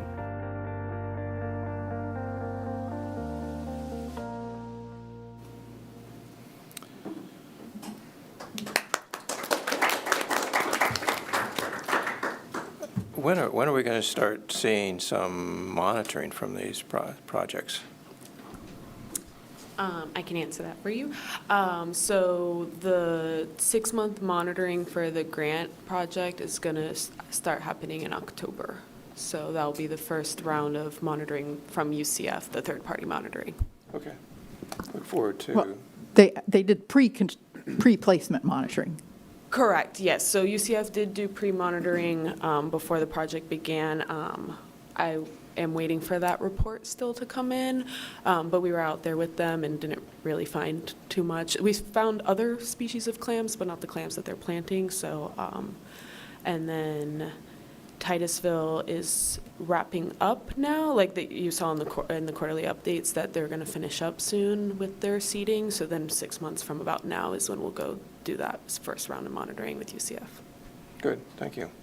And we're doing 6 months, 12 months, 18? I'll get you next. I could double check. I would have to double check.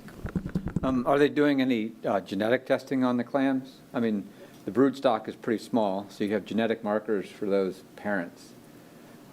Because you could have clams of the same species out there that are just naturally recruiting, versus if you genetically, well, you can genetically identify the brood stock, and then the clams that you sample, you can test genetically to see if that's their offspring. Is that being done, the genetics? Not for our monitoring, no. Okay. In the future, Or I'd suggest adding that, because, I mean, coming from the fish world, there's a lot of fish stock enhancement that occurs in the marine systems. Overwhelmingly, it's a failure when they do test the genetics for a lot of reasons that are too complex for here. But yeah, I'd suggest in the future asking for the broodstock genetic testing as part of the monitoring. And I can talk to you more afterwards for that, yeah. Charlie. Yeah, I was curious on that same type of question. Is the success rate, I mean, if we put out 1,000 clams, how many of them do grow to maturity, or is that the data that you're going to be accumulating and looking at? That's what we're trying to get from our data collection. So Todd's report from previous work was saying about 30% survival. And when the committee was, agreeing to fund the project, there was maybe some concern. So that's why we decided to do the third-party monitoring with UCF. So Todd will be doing monitoring as well of his own project, but we have UCF doing third-party monitoring to get an idea of what that's going to be. And they're also monitoring control areas, right? Correct. Yes, yes. So before, after control, yeah. Right, that's helpful. I mean, just going back to, say, the oyster reef work, right, Brevard County put in a proposal a couple of years ago because some of their oyster reefs have done well with recruitment, others hadn't. And so there's hydrodynamics within the river that cause some areas to get recruitment and others not. And so unless you know the hydrodynamics, a control site could be or not be a good comparison. Just like you could have 6 seagrass beds and one of them produces a lot of trout and the others don't. Genetics can help kind of eliminate a lot of those questions. Any more questions? Go ahead, Just Nick. a comment for Brandon, how fantastic these videos are. Yeah. I mean, your team does a great job of making these, the quality of them, the content, really great job. Thank you. Thank you.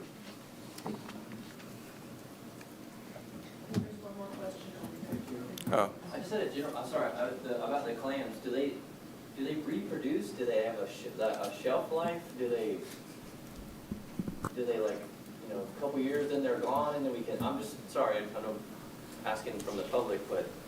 Yeah, so the idea behind the project is that they would seed the clams, they would grow to adulthood, and then reproduce is the goal. Yes. Oh, wow. Thank you. next we have old business, and I don't think we have any old business. We have no new business. So next are general public comments, and I have one from Craig Wallace.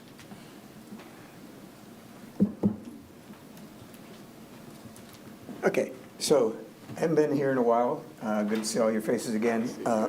But we have started a campaign. Hopefully, most of you are aware of that, for the renewal of the half-cent sales tax for this program. Keep it going. So while I've been out, we've been doing a lot of work with the help of many people around the table here. First thing I'd like to do is talk about the fact that in order to have a campaign, you got to have volunteers. So we have this little volunteer card. I'm going to pass these around, and what I'd like for you to do is just, there's a QR code on there. Hand this to somebody. I know you can not speak directly to support this vote, but it's important that we get this message out to as many people as we can. So that's kind of the start. In mid-September, we'll have a couple coordination meetings to try to get the neighborhood walks going. One will be at the zoo. We'll have one up north in Laurel Lee's territory, and then we'll probably have one down south. But those will be in, like I said, mid-September, and that will be announced on our website, helpthelagoon.org. The other thing we've done is, obviously, if we're going to go out walking, we have to have a message to leave behind. So we've got these door hangers. The nice thing about the door hanger, it's two-sided, but it has 6 points on here that if all you do is emphasize those points, you'll get the message across that we're trying to get. So we're trying to kind of standardize the message. Once again, we need a lot of volunteers out walking neighborhoods to try to get these out. We're going to have another form of this, which is just a card. So if you happen to be at an event and talking to people, you can just hand these cards out.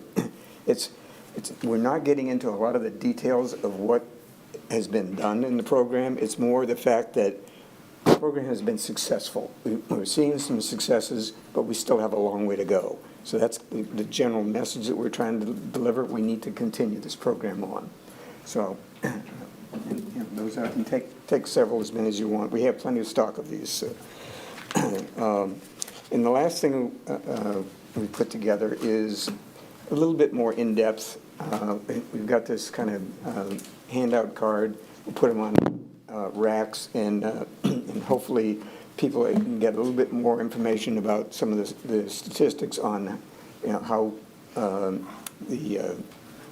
how the program is being funded, how those funds are being used, and give people, again, some more reference to get back to the county websites that have all the detailed information on that. So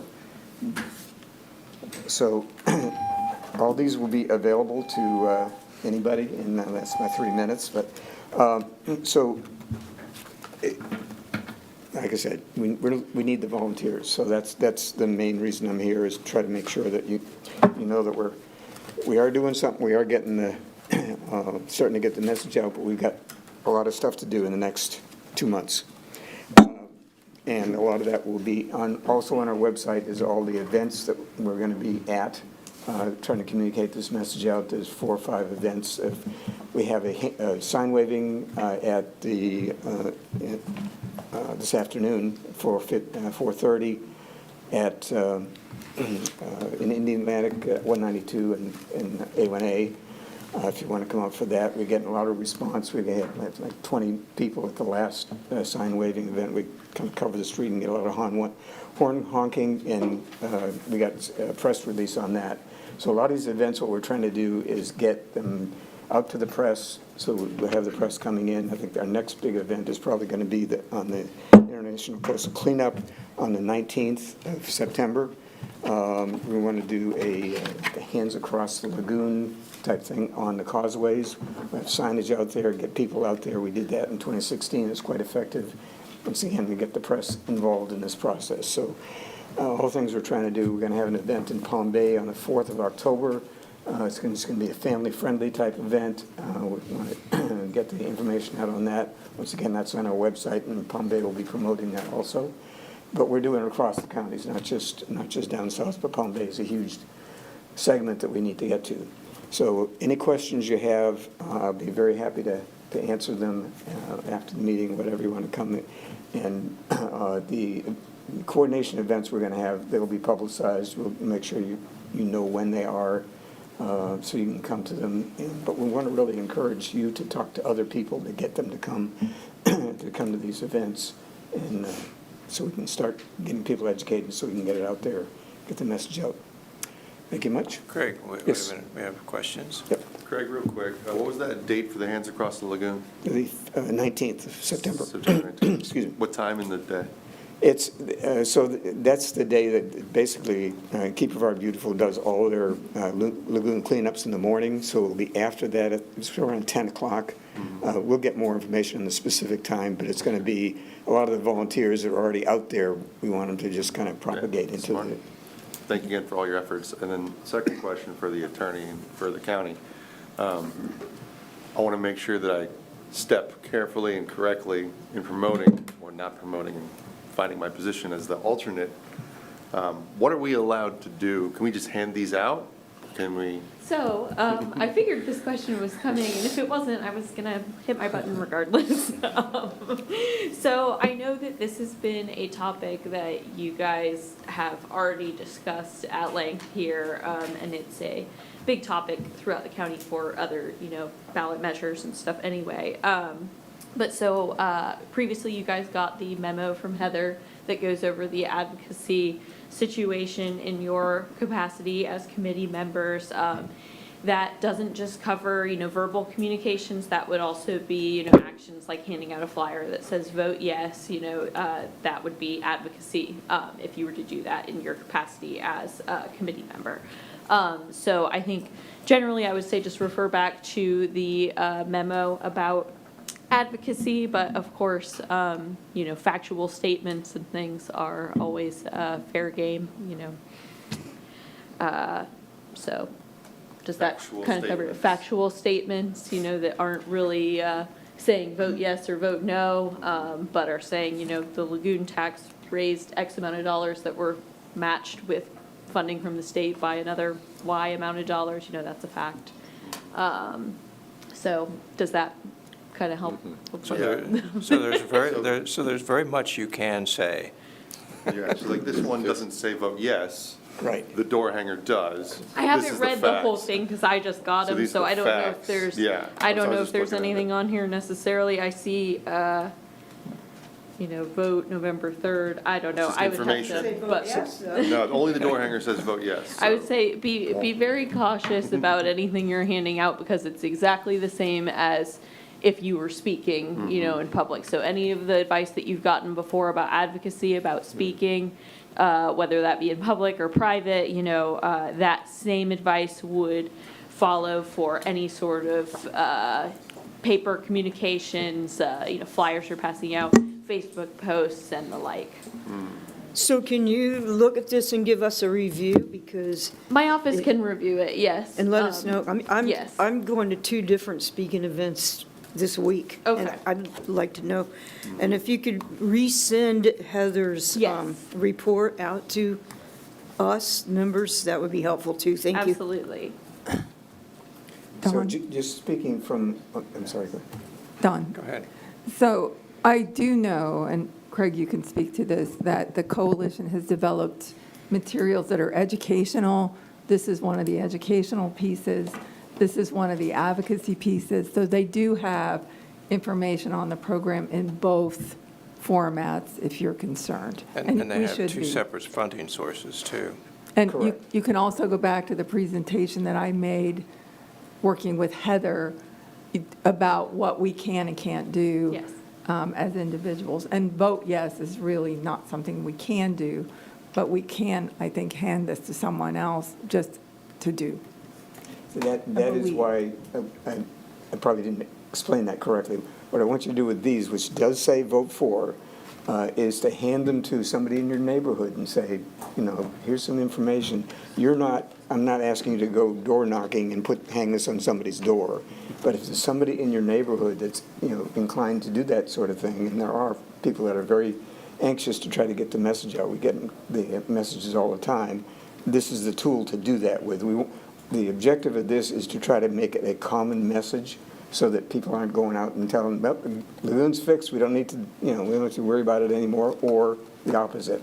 It's try to get, and the other one is more educational, and that's like when you're at events or something, you want to use that to just give a little bit more information, but not get too much in depth. Could you comment on that, Sarah? So I think,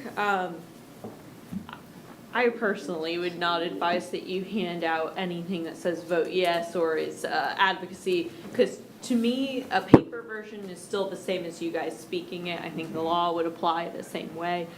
So I would have concerns about handing out something that says vote yes in your official capacity as a committee member. We understand.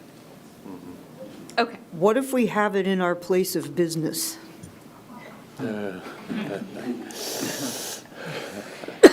I mean, I think that there are certain things you may be able to do as your First Amendment right as a private citizen, and I don't know how much you guys have discussed that aspect of things here, but you know, overall, it's something you want to just tread cautiously, that you are not representing these opinions as a committee member. You know, you're not saying as a member of the Citizens Oversight Committee, you know, I'm saying vote yes, you know, that would not be permissible under the statute.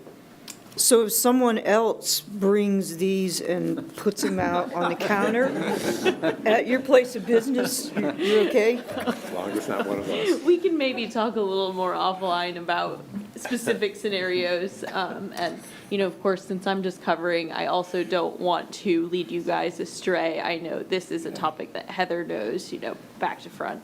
So, Yeah, I just warn you to be very, very careful. yes, that I think is key. And, you know, obviously we can have further conversations offline about specific scenarios or specific events, you know, anything that you guys want to discuss. I know my office is available to talk all the time.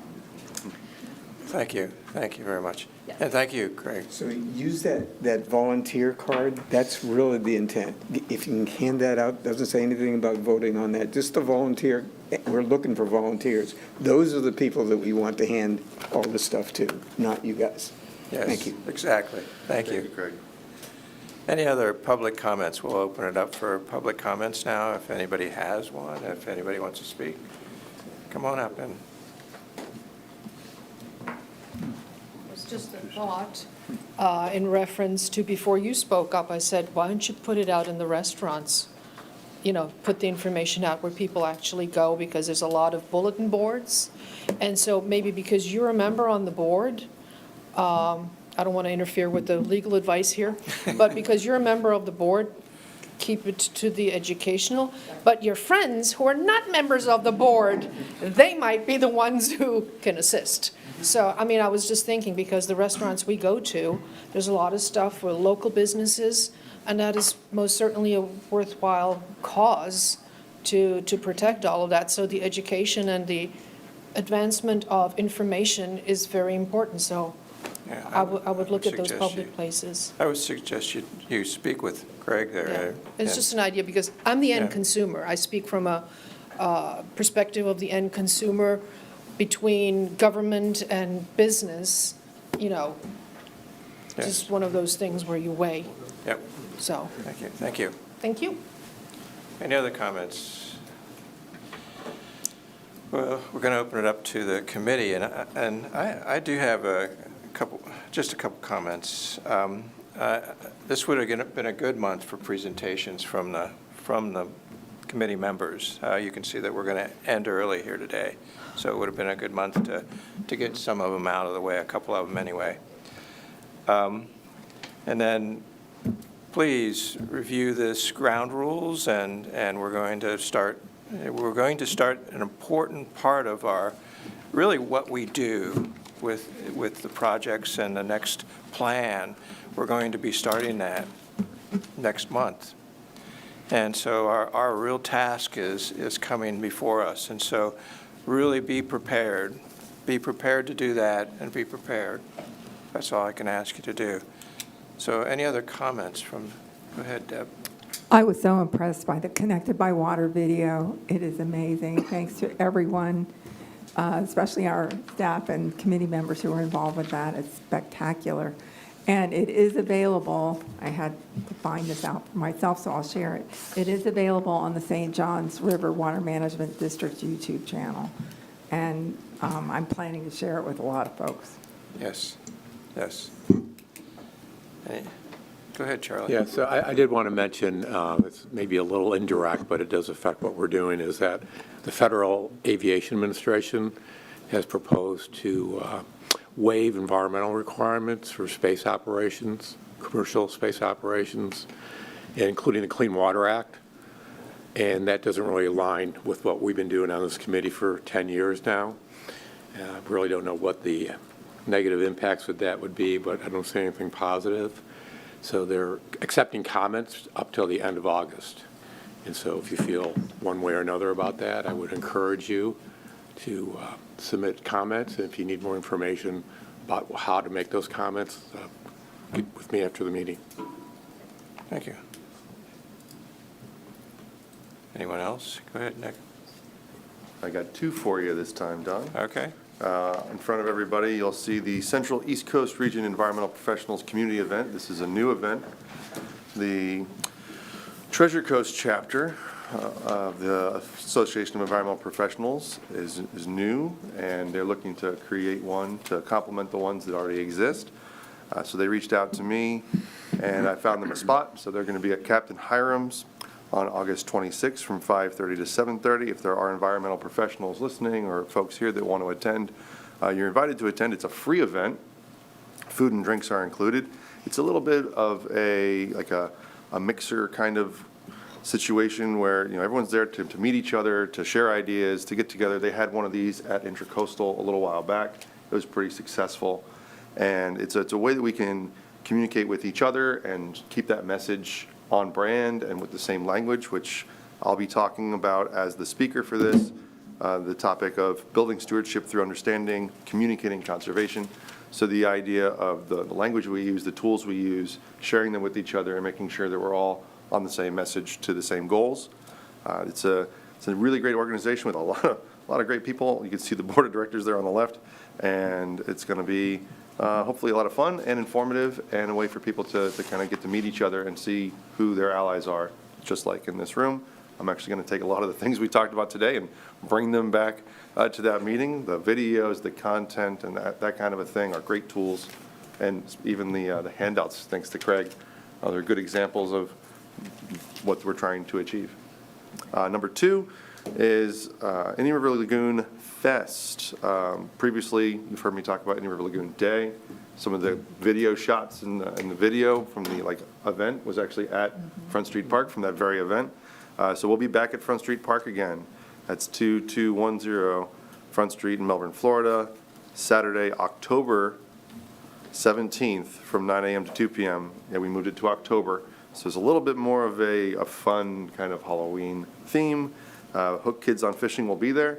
There'll be a rain barrel workshop. There'll be live music. Again, it's a free event, environmental exhibitors, arts and craft vendors, and a lot of great sponsors.